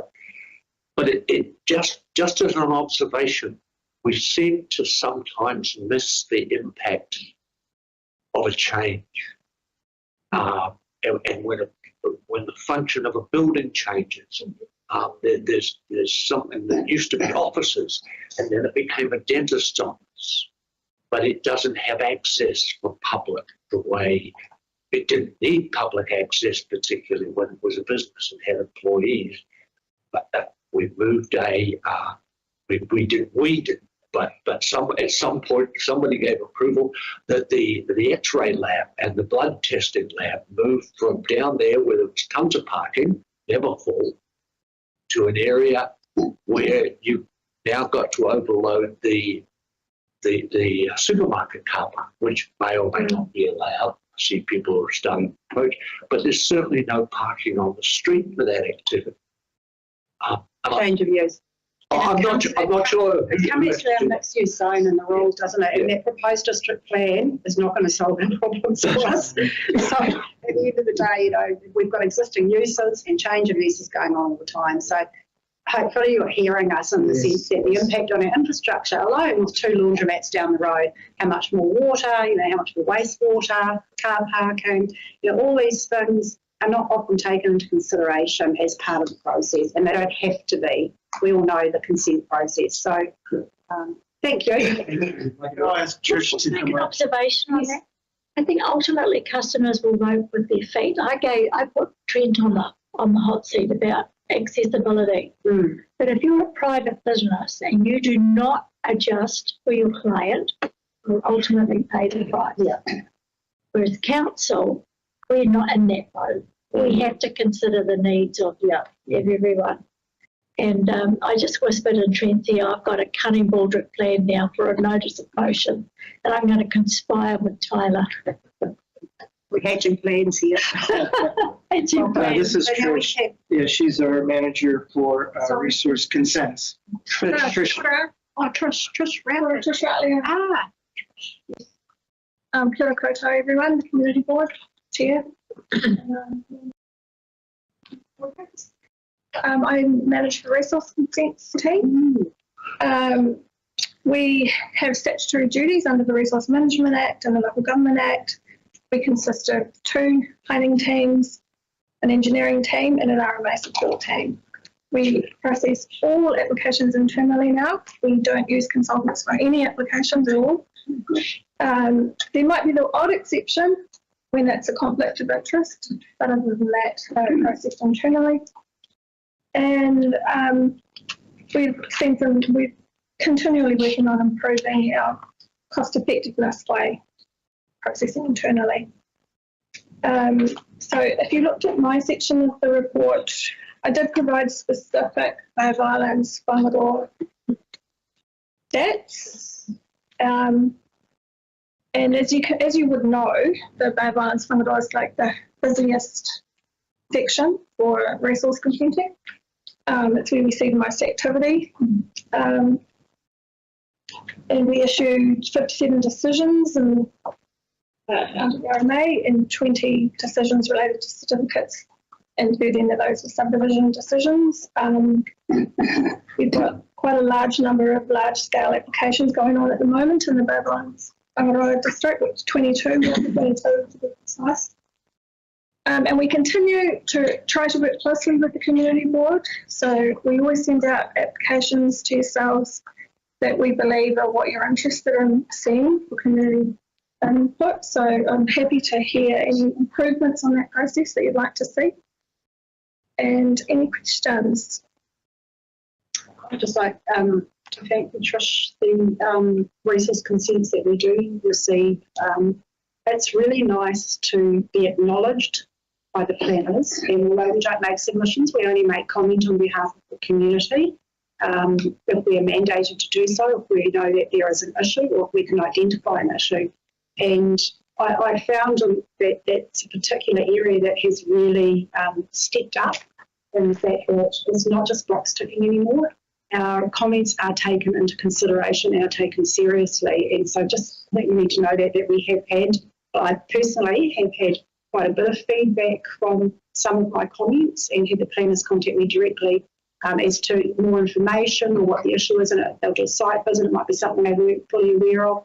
So again, localism, and I think using individual subdivision members who know their backyard, who know the problems in the area, is invaluable to you, and both in cost and time saving, because we're not experts, but we know the issues, we know the problems. So really appreciate that. And let me hear that too. I'll give the feedback back to them. on a slightly negative note, I'm trying to be positive. It's not really We start with the nice stuff first. just in relation to fast tracking the resource consents, I want to see consistency and balance when it comes to Māori actually opposing fast tracking and then using it themselves and having impact on a community, like fast tracking their own or requesting fast tracking on their own. Which fast tracking process are you talking about? For resource consents. Fast tracking? You don't have a fast tracking? There are fast tracking. Are you talking about the adaptive consenting route that we've only recently been rolling out? It will be. The Crowns. We're talking about Are you talking Crown's about the fast track. Crown? We don't have anything to do with the Crown. So that doesn't go through you at all. So when those consents are moved through, okay.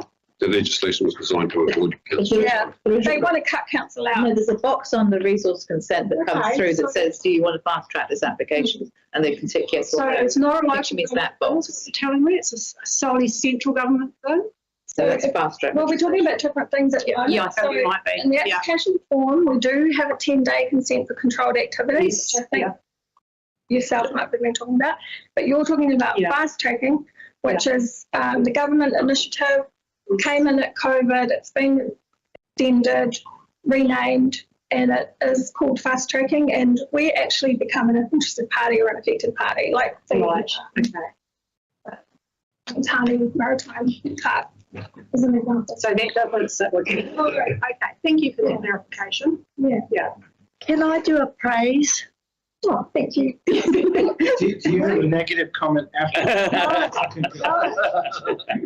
I've just done a subdivision on one of your 13. Oh, fantastic. And I was dreading it. I thought, oh my gosh, this is just going to be an absolute nightmare. And my bank manager's going to have a cardiac arrest.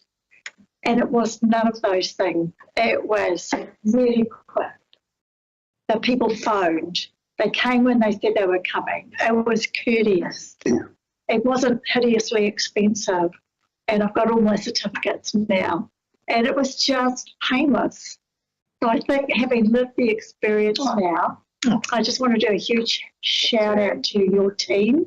I don't know who they all are, but it was a really, I wouldn't say pleasant, but it was a really professional. Yeah, because it still costs money and it is expensive.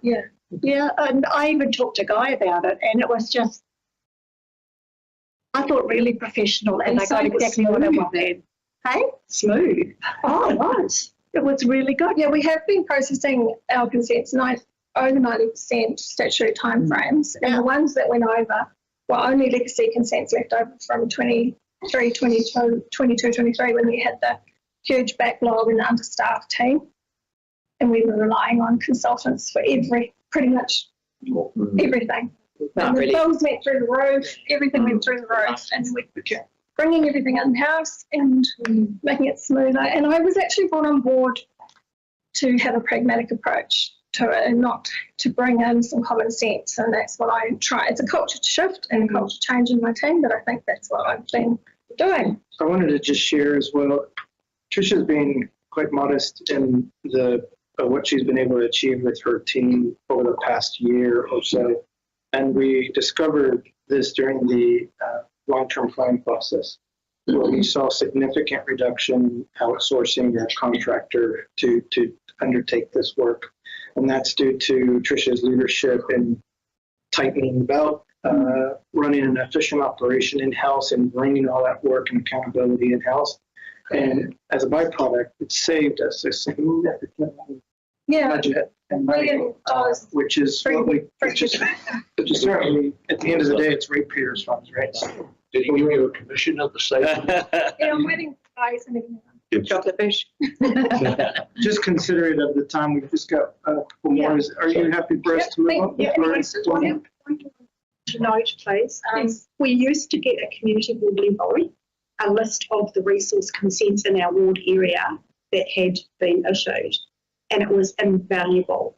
And that stopped last term, and we now have to go looking for them, and they are all over the place. Oh, no, I can provide. Now, with our quarterly reporting that we're going to commit to, why don't we include that? Yes, that would be information as part of fantastic. that? We've been lost in translation when we only had one team leader running the whole department, and now there's me and 3 team leaders. Cool. That would be really great, because it's Yeah. beneficial, but and then it's in the public arena, and when people put us up, you know, that there's 12 lot subdivision going up down the road from them, they didn't know anything about it. At least people say it's been reported, it's in our agenda.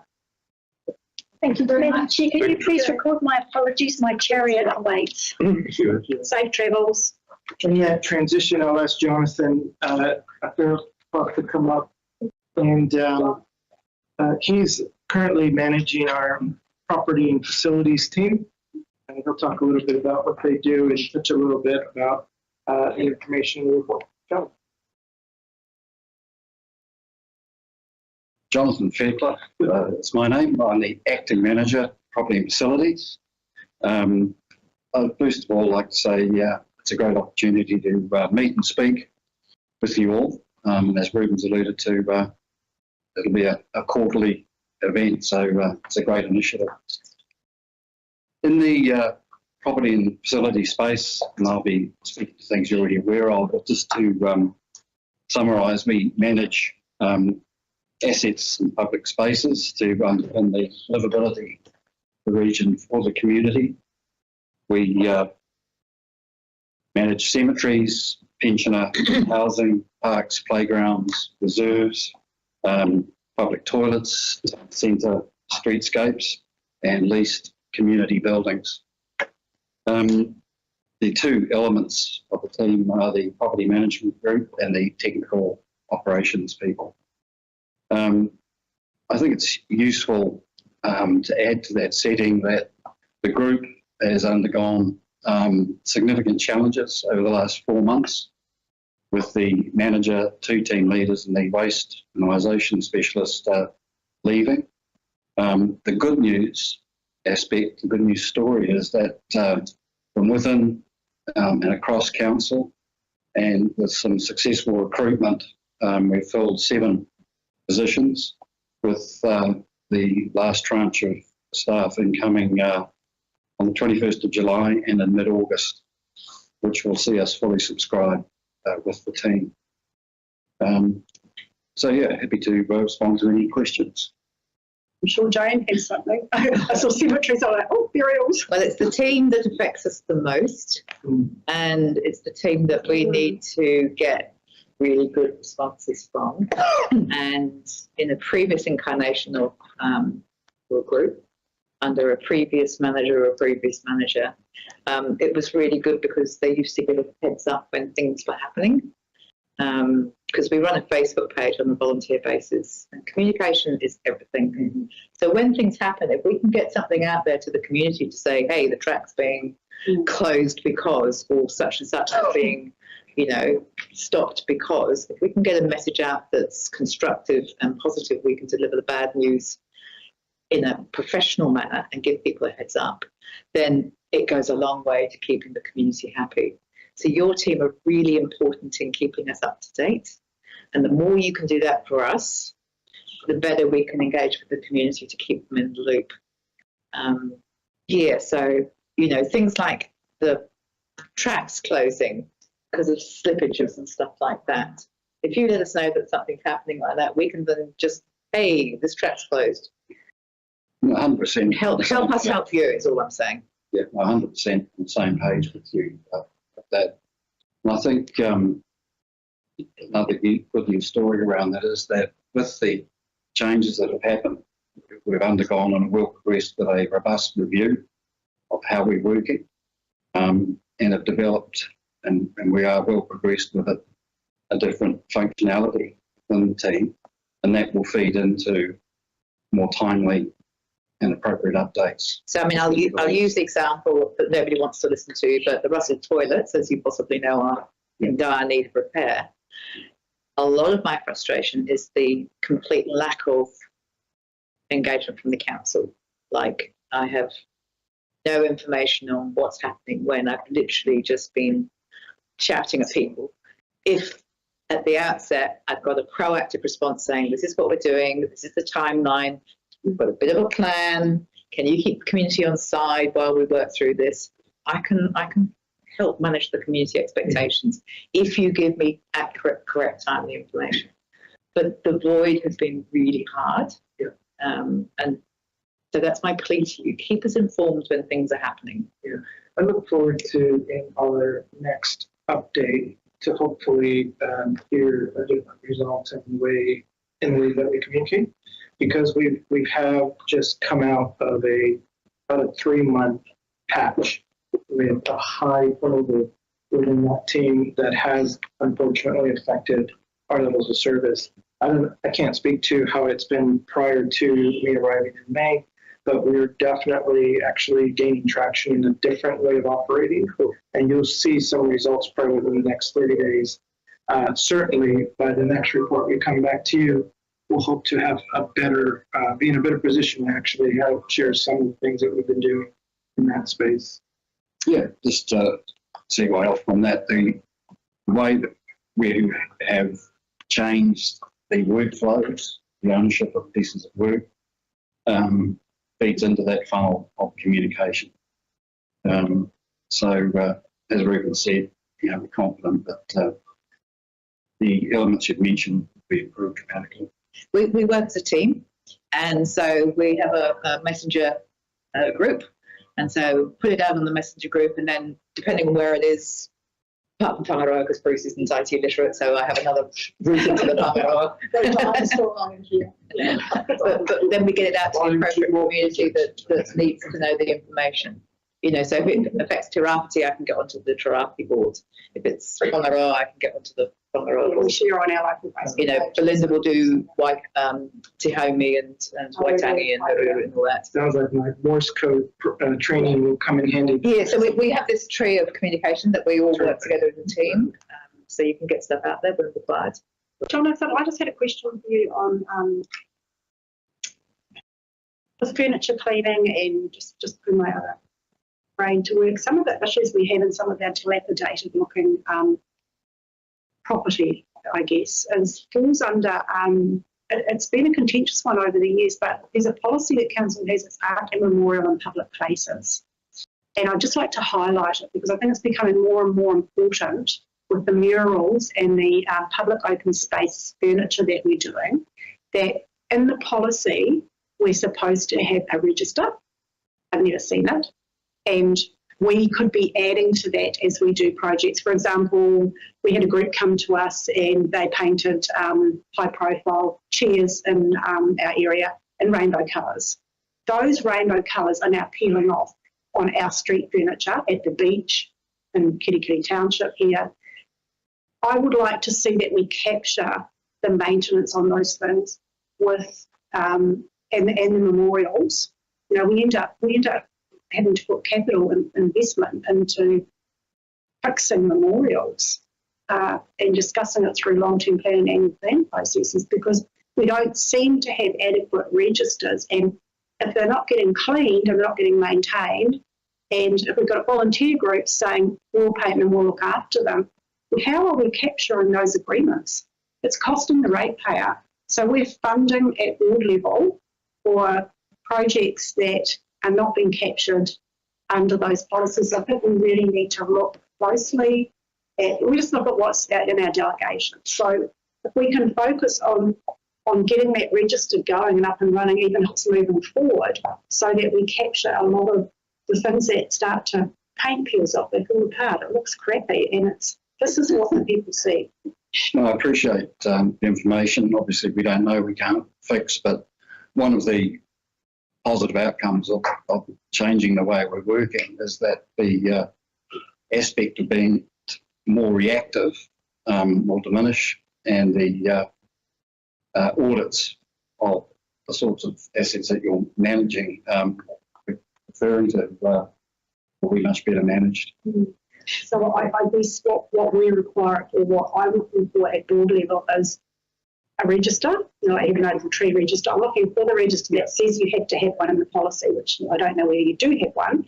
And so that when we move things and do things, we're aware. When Jane's placemaking in Kotaraavaka, she knows those plaques on those seats are important. They're actually, a memorial.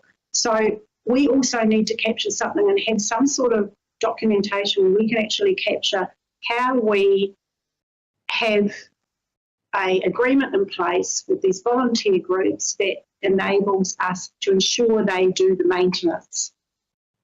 Otherwise, we should stop funding these projects. Well, not as the case may be. Either or, it doesn't matter, but if the council decides to take over the assets, then that needs to be documented. Out there that we know is not getting. Let me just add to the piece around council-owned assets and maintenance of those assets.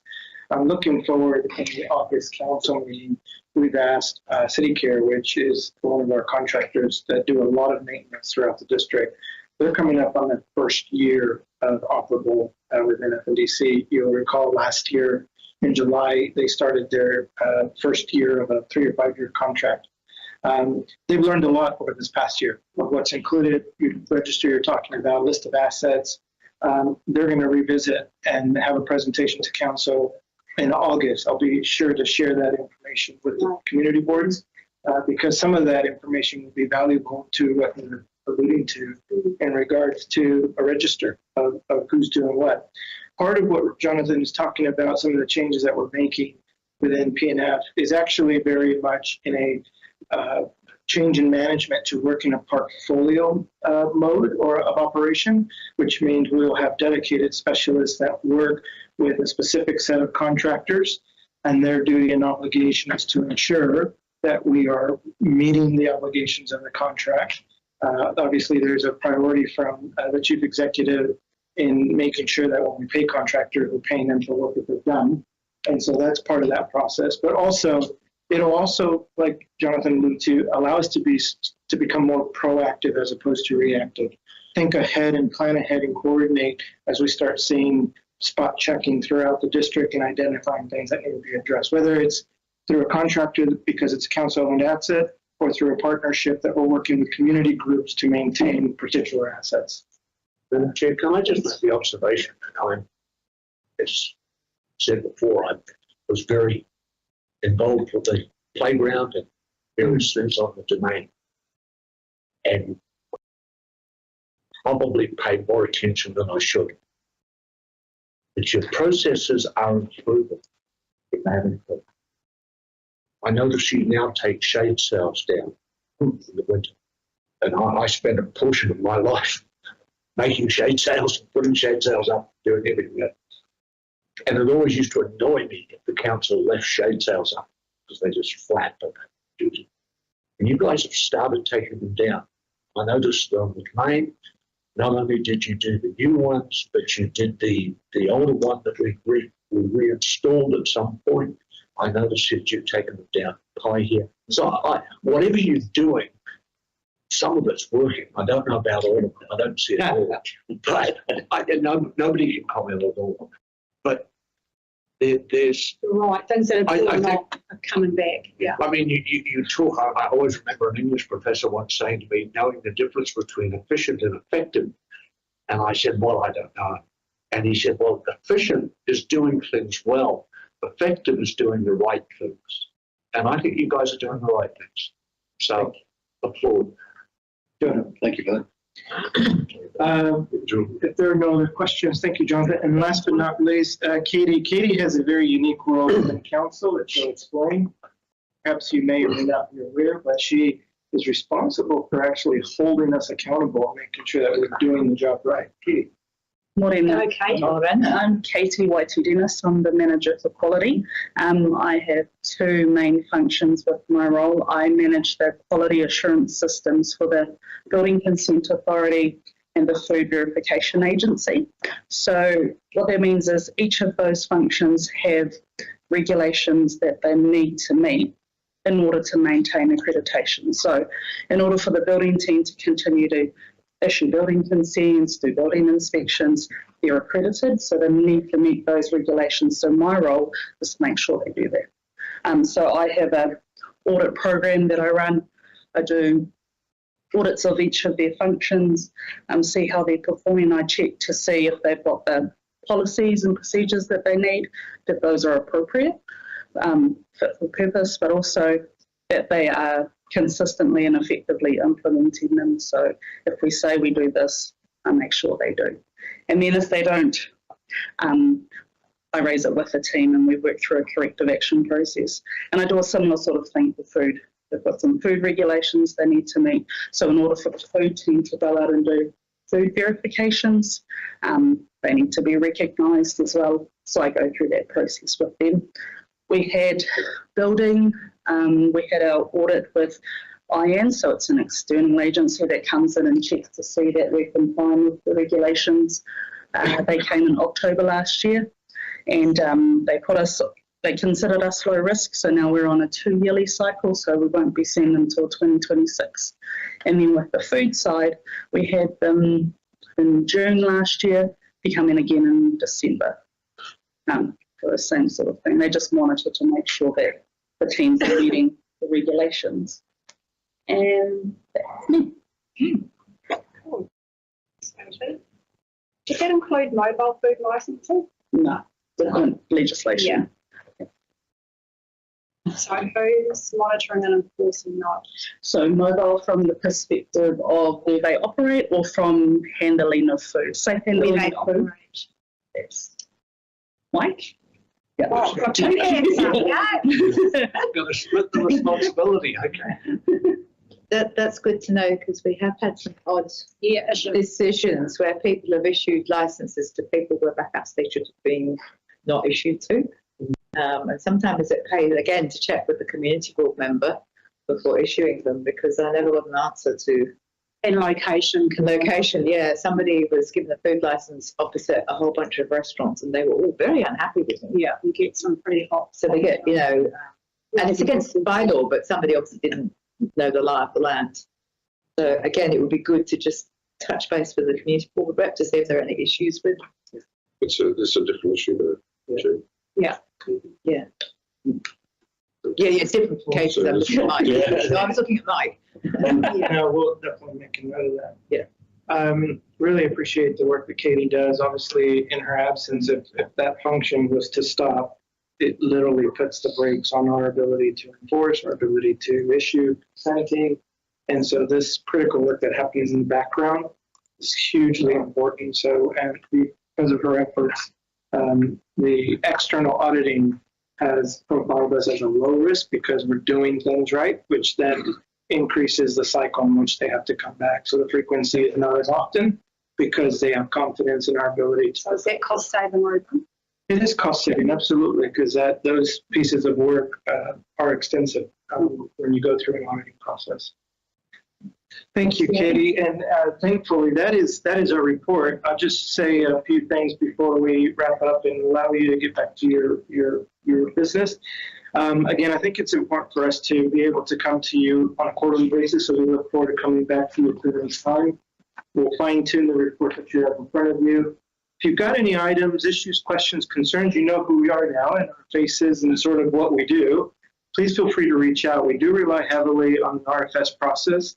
That process internally in council, another initiative from the chief executive to improve on how we're doing in that space, is a high focus. So that is a process by which we prioritize work or any escalated issues that you might see.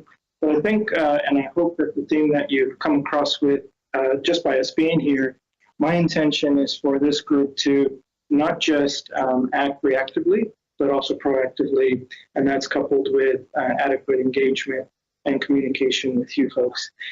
This is our second community board. We went well, I think, as well as our first one that we had in Tahiku community board. Tomorrow we'll be in Kaikohe doing the same thing. So you all are getting the exact same information, and we'll continue to commit to doing that every 3 months. I hope you found this helpful. It was certainly helpful for us to meet and engage with you.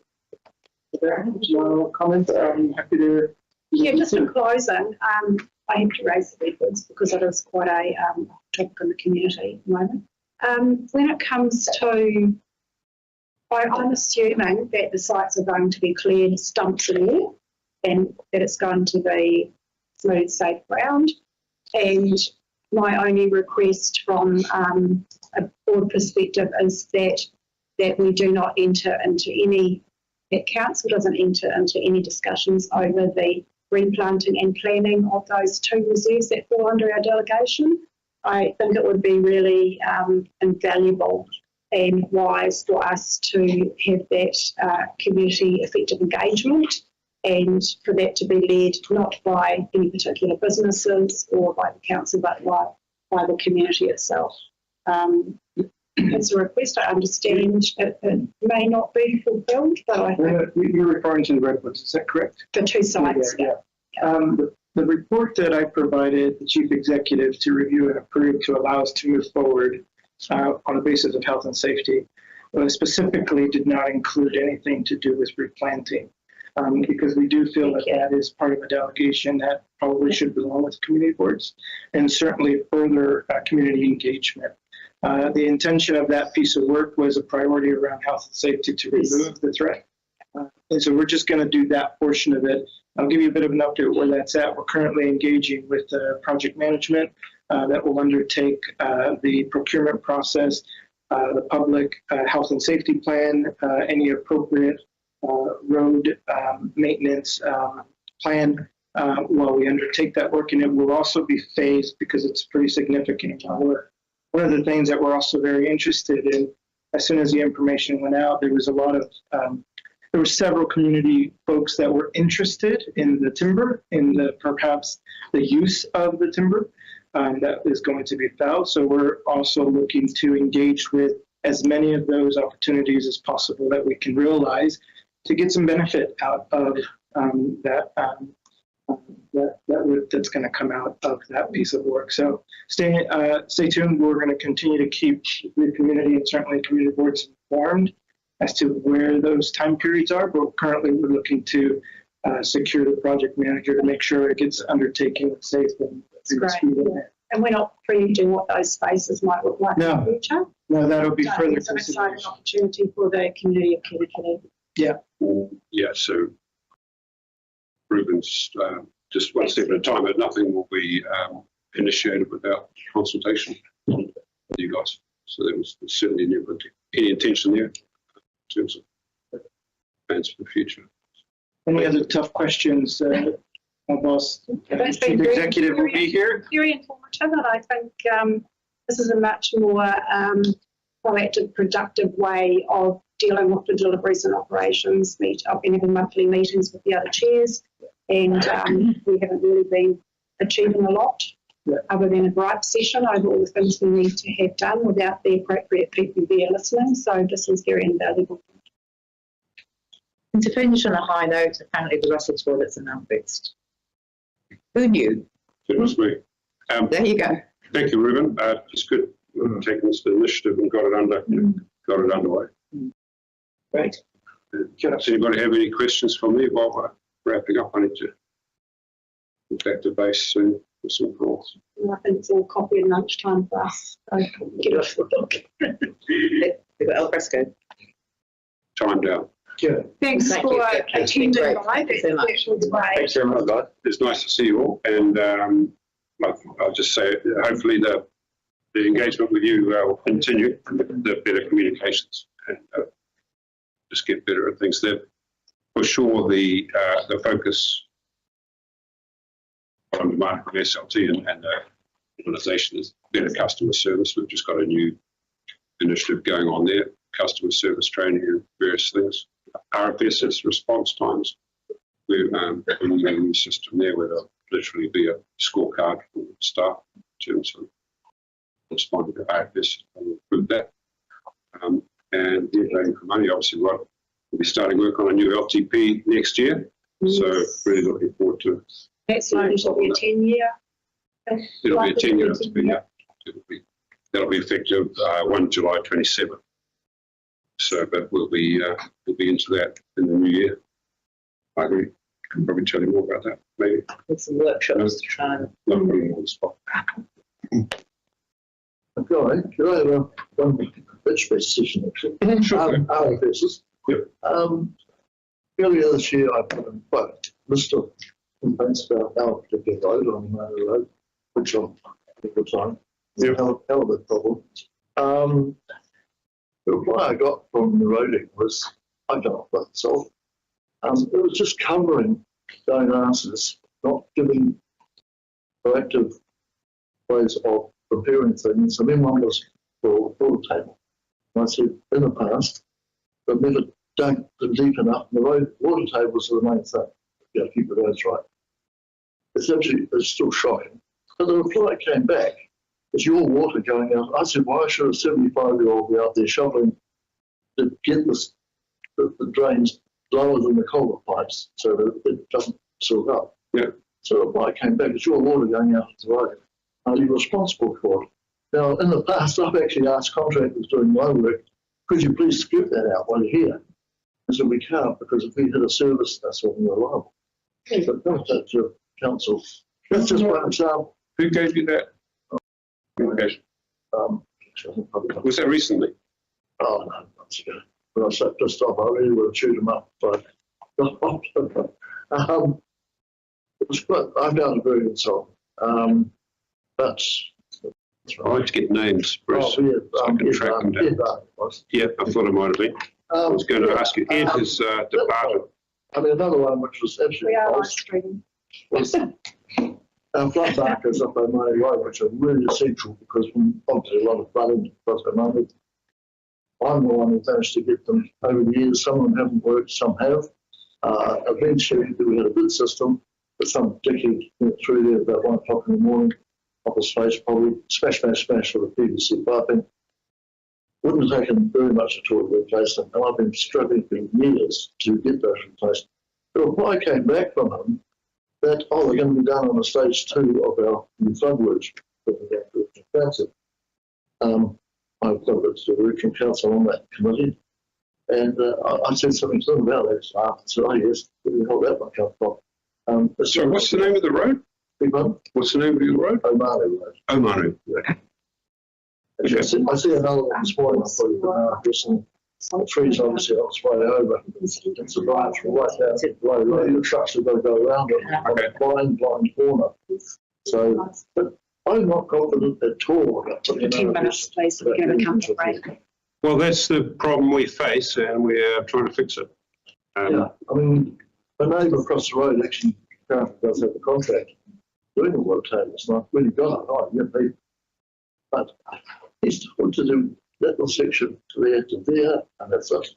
Which contractor is that? Which contractor is that? That was Mike Harrison from Sponsors. Okay. So anyway, I said, you'd be when he's going to do it, this will get fixed up. But, it's just ongoing. Council's taking shortcuts. But they haven't done the water tables on our road properly, the whole lot, for probably at least 10, 15 years. So it's all piecemeal. Do you know the situation with the roading? Do you know the situation with our roading teams? Do I know the situation? Well, it's all changed. Yes. Everything has changed. I was just told through a rumour a couple of days ago. Okay. So you know that NTA, the Northern Transport Alliance, came apart middle of last year. Yeah. We had 22 people came back in-house. And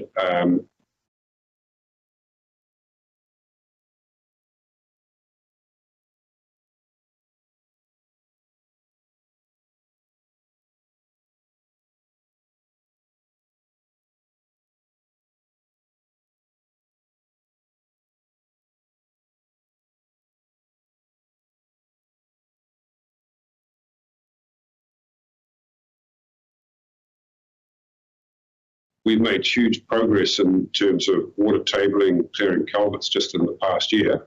You might not have seen it yet, but we have. But it's not just not that street. That routine work was just not getting done under NTA management. So things have changed.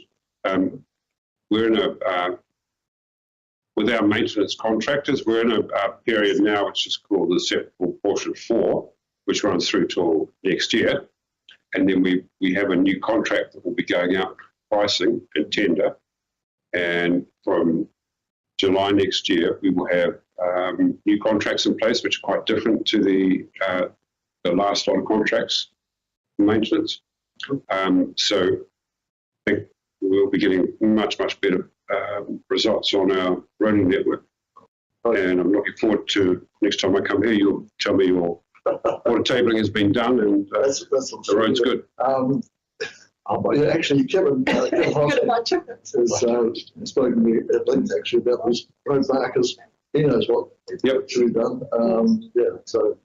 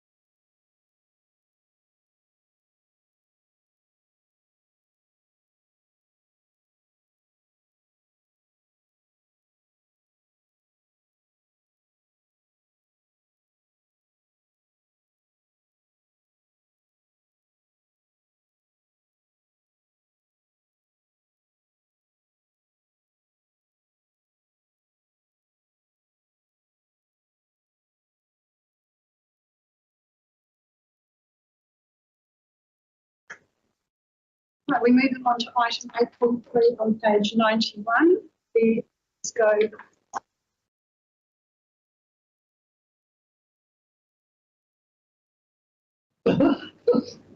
Alfresco dining applications. Quite happy to take these. Well, I'll move the recommendation and we'll just talk through any conditions on them. So the recommendation is that the Bay of Whangaroa Community Board A uplift resolution 2025-45 to provide comment on the alfresco dining approval applications from 1 Kawakawa Bakehouse Cafe and Roast Kawakawa. B, pursuant to the Council Resolution passed on 30th of June 2022, provide comment on the following alfresco dining approval applications from 1 Jimmy Jack's Rib Shack Paihia, 2 The Gavens Restaurant Russell, 3 Duke of Marlborough Business Limited Russell, 4 Avo Sushi Paihia, 5 El Cafe Paihia, and 6 Third World Coffee Paihia. All moved. Do I have a seconder? Tyler. Right, we'll start off with the Kawakawa Bakehouse. Unfortunately, we don't have one in here. This one. He was going to go and have a look at it and hasn't got back to me with any comments. I don't really want to stall this for another month. Yep, let's see if she's got. Oh, you can speak to this one. Okay, cool. Cool. I'm Helena Whangaroa Te Hara, HUDs for short, and I'm the team leader for monitoring and compliance. So the Kawakawa Bakehouse one, we had the result come up from the last community board meeting, and I did the site visit for the follow-up comments. So I'll just talk to them. So the bollards outside of the Kawakawa Bakehouse are removable. They're only held down onto the concrete by sandbags. So every evening before they close up the shop, they're all removed and they're taken inside and then they're brought out for the trading the day. In terms of the setback between the two tables, there's more than 2 metres, so they're still able to get through the footpath tables. And when the vehicles are parked up on the side of the bollards themselves, there's still quite a bit of distance between them. So while I was there, I was able to observe vehicles parking and safely looking out of their vehicle. And then there's no obstruction with the bollard and the vehicles. So they're actually bollards, aren't they? It's not just one big barrier. Oh, yeah, they're individual. Oh, okay. So you can't really tell from the photo. Yeah, no, they are. So I think they're about 1.5 metres, 2 metres each, and then they're separated and taken inside. So they take them anywhere. They do. Okay. They're never left out. Yeah. Oh, yeah. Guess they left a hole. Pardon? Do they leave a hole? No, because it's only sandbags. Yeah, they look like they've got feet on Oh, so they're not in. No, No. Sorry, because in Paihia we have them about the footpath. So, okay. So they look like just these frames. That's right. And they've got like metal legs on them. Yeah, you can see them in the photograph. And there was adequate space for the car doors. They weren't pushing. Yeah, no, you can see car doors open. Yeah. And did you have a famous cream bubble? No, I didn't. I try not to eat where I work. So I guess that's the only question that I've got outstanding from this is two really. One is in the applications there's inconsistency, and I've raised this before around when we talk about the number of tables and chairs. Some say and chairs and some say with chairs, and it's really sort of inconsistent. It doesn't. The amount of tables, there's no. Some of them put the size of the tables on there. There's no sizes around these. So really moving forward, I'd like to see more next year. I'd like to see more detail around I'd like to see scale drawings and detail sizes of tables and chairs. And I mean, you can see from this that there is chairs, but because it didn't say how many, they could actually move those out and put another 10, 20 chairs around them if they wanted to. So just some consistency there. And it helps with monitoring. Anybody monitoring, at least they can point and say, oh, look, you know, you're only meant to have 10 chairs here. You know, when people are sitting at them, it's all very well seeing them pulled into the table, but if someone comes along and pulls it right out, you can lose up to a metre of that thoroughfare. So we're really big on having that minimum footpath width as wide as possible. Yeah, that's 1 point. 2 or 5. Should be 1.8. By 2 mobility to pass. But the other thing is, are the tables and chairs directly in line with the boundary of the premises, the shop, or are they outside the boundary? Oh, that's a big one, because are we talking about the awning or the arbitrage on top of it? Because if we're talking about the tables being under the awning. Yeah, I'm not worried about the overhanging veranda. That's on the shop, so that's on the shop, the tables. Yeah, so if you look at your windows, their boundary, like we have some examples, because the policy intent is to have premises. In other words, within that boundary. Yes, very much so. So they are. Okay. That's my questions. Anyone else have any queries around this? No, Madam, just to get it on the record, really should have a paragraph that says that it's the restaurateur's responsibility to maintain access on the footpath. Is that within the application? Or I don't it think is in it is. there. It does state something about the minimum. No, it says what it is, but Please leave a minimum of 1.5 metres clear access for pedestrian traffic and must maintain both pedestrian and vehicular. and that's for the applicant. Yes. Okay. Because the excuse I heard the other day was, oh, well, the customers moved all the tables. So they get a copy of the conditions. Yeah, I just think that should be hammered a little bit with the operators, that it's their responsibility to maintain the access. I think what we might be able to do is that when the approvals are sent out back to the owners, and within that email is to put it. Yeah, because we shouldn't have to monitor it. You know, it should be, we're giving them public space effectively covered. And the least they should be required to do is maintain access. What I'd like to see moving forward, whether it's with this board or the new incoming board, before May next year when they have to reapply, I'd like to see just a small workshop so that we can sit down with you and just say, look, we want a bit more consistency across us. You know, not every town or village is the same, you know, like Russell's Bridge, Coal play here. But when it comes to the conditions, I think we could tweak those to actually make it fairer and easier for you to monitor and enforce, and fairer for you to retailers. Yeah, that's right, timely, because we've had a team discussion about the inspections of the upwards goods, so we're just looking at how we can streamline that process and we can put in the workshop.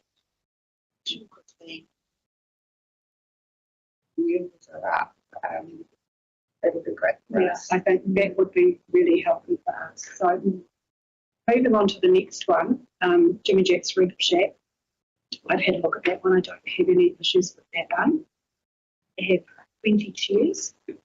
Some of them actually name or say in their application show the number of chairs that they do have. The issue that I had was but mainly the clarification around the licensed areas. And I think that could be workshop too when you're walking across the footpath and things. The other thing I did pick up was the dates on when we have annual applications. I don't want to see a 2 or 3 year old stamped picture or plan, because they may have changed street furniture or the business may have been sold. These things are not necessarily transferable, as I understand it. Is that correct? Yeah, we've had a new change of ownership on one, so we're about to. Yes. So that's just what I picked up on the date stamps, council approval. I don't know whether that's the fact that they've just put in the same plan through share.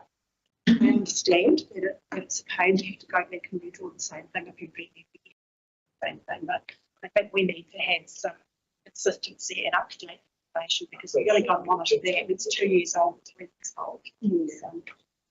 So didn't have any. Would like to make comment on a game workshop item around umbrellas. I think they're a major health and safety issue, and I know they have covered insurance, but also we have to think, council have probably discussed mobility and accessibility. And, we need to know that they're not going to cause injury, they're not going to be violent, they're going to be taken. And again, do we want to see umbrellas or don't we? We've never had the discussion, but it's not in the conditions. Yeah. The gables, Jane, would you like to comment on that? Looks fine. They do take a flexible approach with their tables, they move them around. But yeah, there was one night when they put an extra table out and I mentioned it, they moved it away. So yeah, they're pretty good. They understand. I've explained to all businesses that Russell Foreshore is public open space. That's why we'll stick them to 5 tables each. And yeah, it seems to be working pretty well. Yeah, drama with the coloured tables at the front. Oh, the picnic tables. Yeah. But it's just going on at the moment. We're trying to move them at the moment to, for the placemaking, we're trying to move them away. And I don't know how you feel, Jane, about, we did have one down, Commodore's one on the stream here. Yeah. We need to also discuss our fresco policy is around dining and drinking outside in our public open spaces. When a business applies to occupy a public open space, from a board perspective, we don't see that as coming under the alfresco dining licence, but it's amongst them. And I think it should come to the board because we've got an interest. Yeah, because the intent is it's around, public open space. Yeah, and enjoying food in a beautiful environment, right? It's not about anybody every Tom, Dick and Harry having a table out there, so that's just something else we'll pick up on. The date on this, Jane, is 2021. I think they should refresh their picture and for next year. Yep, they should. The Duke? Yes, so the Duke have moved the legal stage and they've tidied up the area and it now looks much better. And so we're all happy. Another 2021 plan. Yeah, the plan needs to be updated because I actually noticed that was incorrect. It's still got the stage in there. It's still got the seating. The public seats will come back and have been moved to the waterfront. So this will all need to be in the wash up when we finish up the placement. Okay, so no issues with that at the moment. Evo Sushi, that's on Williams Road. Any issues with that? I've just noted I want to see consistency with or add chairs. And do they have to have a bird's eye plan? They might have a sushi. They have, ironically, this was the very first alfresco dining licence we ever did. We trialled it outside of business that was called Tides Restaurant, a very popular restaurant back in the day, when we did the upgrading on and play here on Ends Road and widened that footpath. They had 2 tables and chairs out there. It was a trial to see whether it worked and how people felt about having an alfresco. And 2 tiny little tables and chairs, and everyone else has sort of gone gangbusters and has a lot more. But they don't have a plan because if you go and look, it's just like 2 little chairs. But again, consistency. They should have a scaled. The footpath is very wide there, and it's certainly not impeding anyone or anything. It's right beside where the service lane, most of service lane is. Not an issue, that one. El Cafe, Kings Road. It's a today. When businesses sell, like this is on the market, when businesses sell do you come back to us, or do they only come in with an application in May for approval in June, 30th of June? So the one that we recently went for a sale, the only reason why it came back was because the renewal was up. So the license doesn't change just because the owner changes. It's changed because it's so that continues until with the new owner until the year. Chair, through the chair, we were basically taking public property, allowing it to be sold as an asset, because in some cases the risk of dying holding the operation together. So I'm not saying yea or nay, but it's an interesting concept when you think about it, that we're taking private land, public land, and we give them a license to occupy it, and then it becomes a saleable asset. Yes. So, We don't. Yeah. Sorry. I'm not too sure when the roadies about, because this is,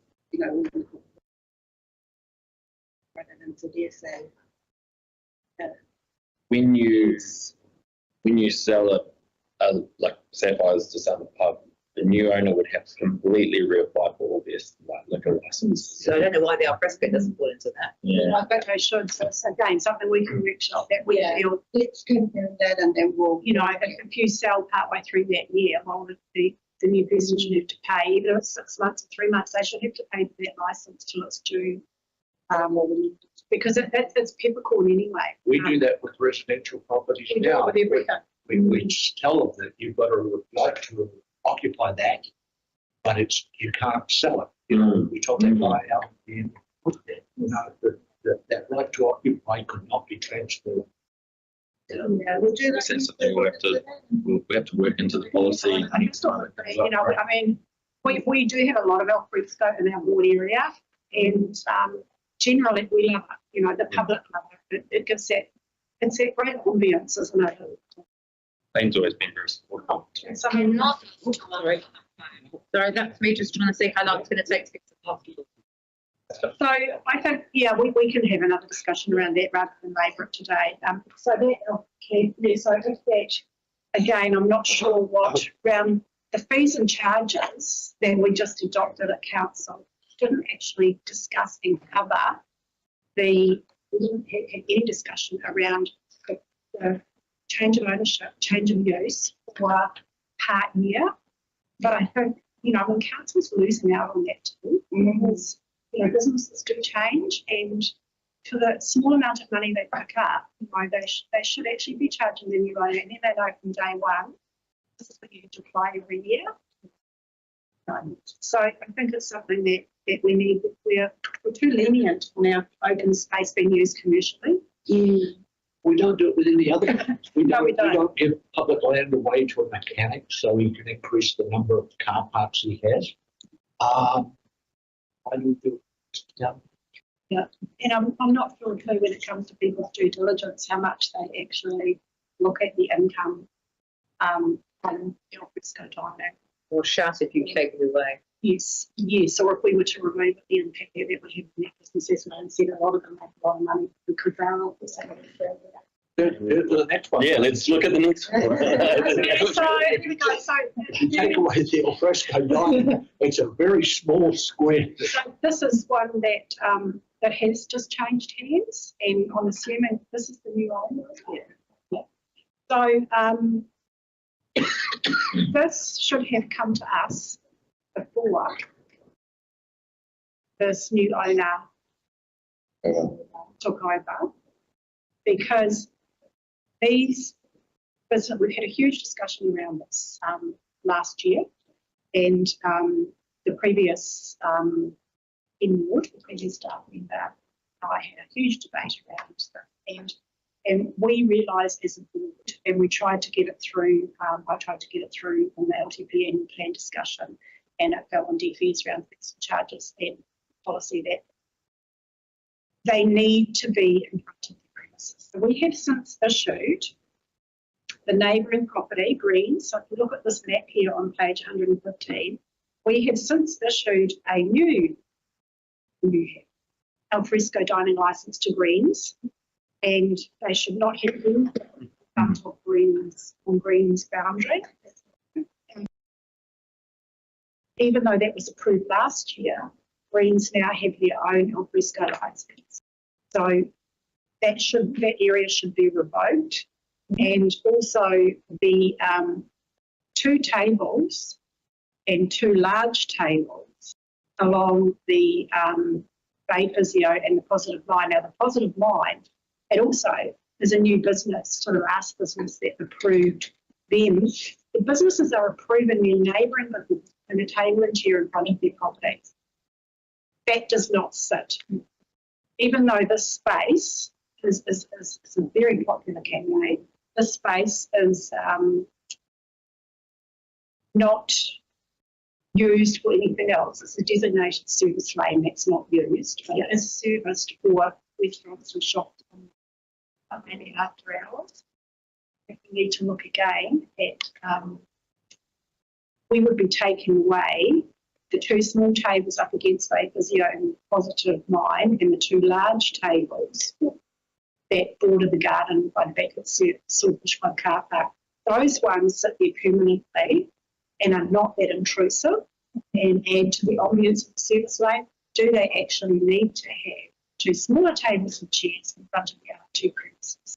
Because you're looking a lot further away. It's opening up the door for everybody else to say, well, we granted them to put them all along here, and we're going to go, all along here at the footpath to these 3 or 4 other businesses because we've asked them and they said they don't mind.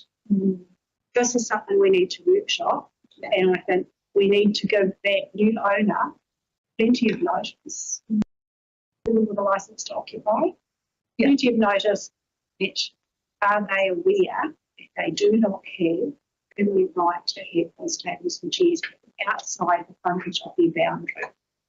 And this runs on exactly with what Lane's saying. I guarantee that this person, when they've sold the business, this person's bought the business, they've seen the tables and they've gone, that's a huge portion of their revenue. Having, this space available. Probably of people that sit there are outside the cafe. So, and that's something that my inspectors should be. Yes, so when I was alluding to what Ken had to say, but when we debated it, he had previously come from Coromandel Council, and he said there they had their specified designated area in meterage, not in numbers of tables and chairs, and they had to stay within that area. And if they jammed a whole lot of tables and chairs in, then obviously it's not going to be as desirable as just several tables and chairs and creating a nicer environment. So food for thought, but I don't want to leave it too long to workshop it because there are a number of issues, and what happens in Russell is different to what happens in Paihia and what happens in Kirikiri. We've got a bustling CBD little area and mobility issues. So we're all unique communities, but we need to have and I'm read a bit about this because I think we need to get more consistency that is more fit to our communities, and voting use of bylaw should actually have different spatial planning for each community. Yeah, it's like good to Yes, that's right. So that's our comments. So I am really concerned about the Third World coffee because I don't know what they know, and having been new owners, I think that they need to be informed that there may be change down the track, and Greens may ask them to take away their tables as well. Yeah, I'll talk to my inspectors about that, and we can ensure that when they do the alfresco dining inspection, that the tables are already the option. And if the opportunity comes or arises for you to be able to have that discussion at a council level about charging for an area, a specific area, rather than tables and chairs,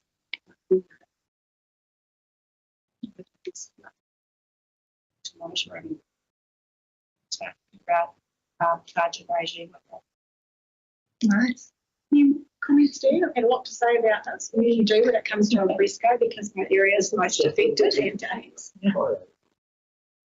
And Kaio has one al fresco time. Two tables. One chair that he needs. Two tables and 4 chairs. So thank you so much, and hopefully, we can work together moving forward on the next board meeting on workshopping some ideas and tweaking. I know policies probably won't be revisited, but I'm sure when we come to annual fees and charges for the next annual plan, perhaps that's where you could have some feed and support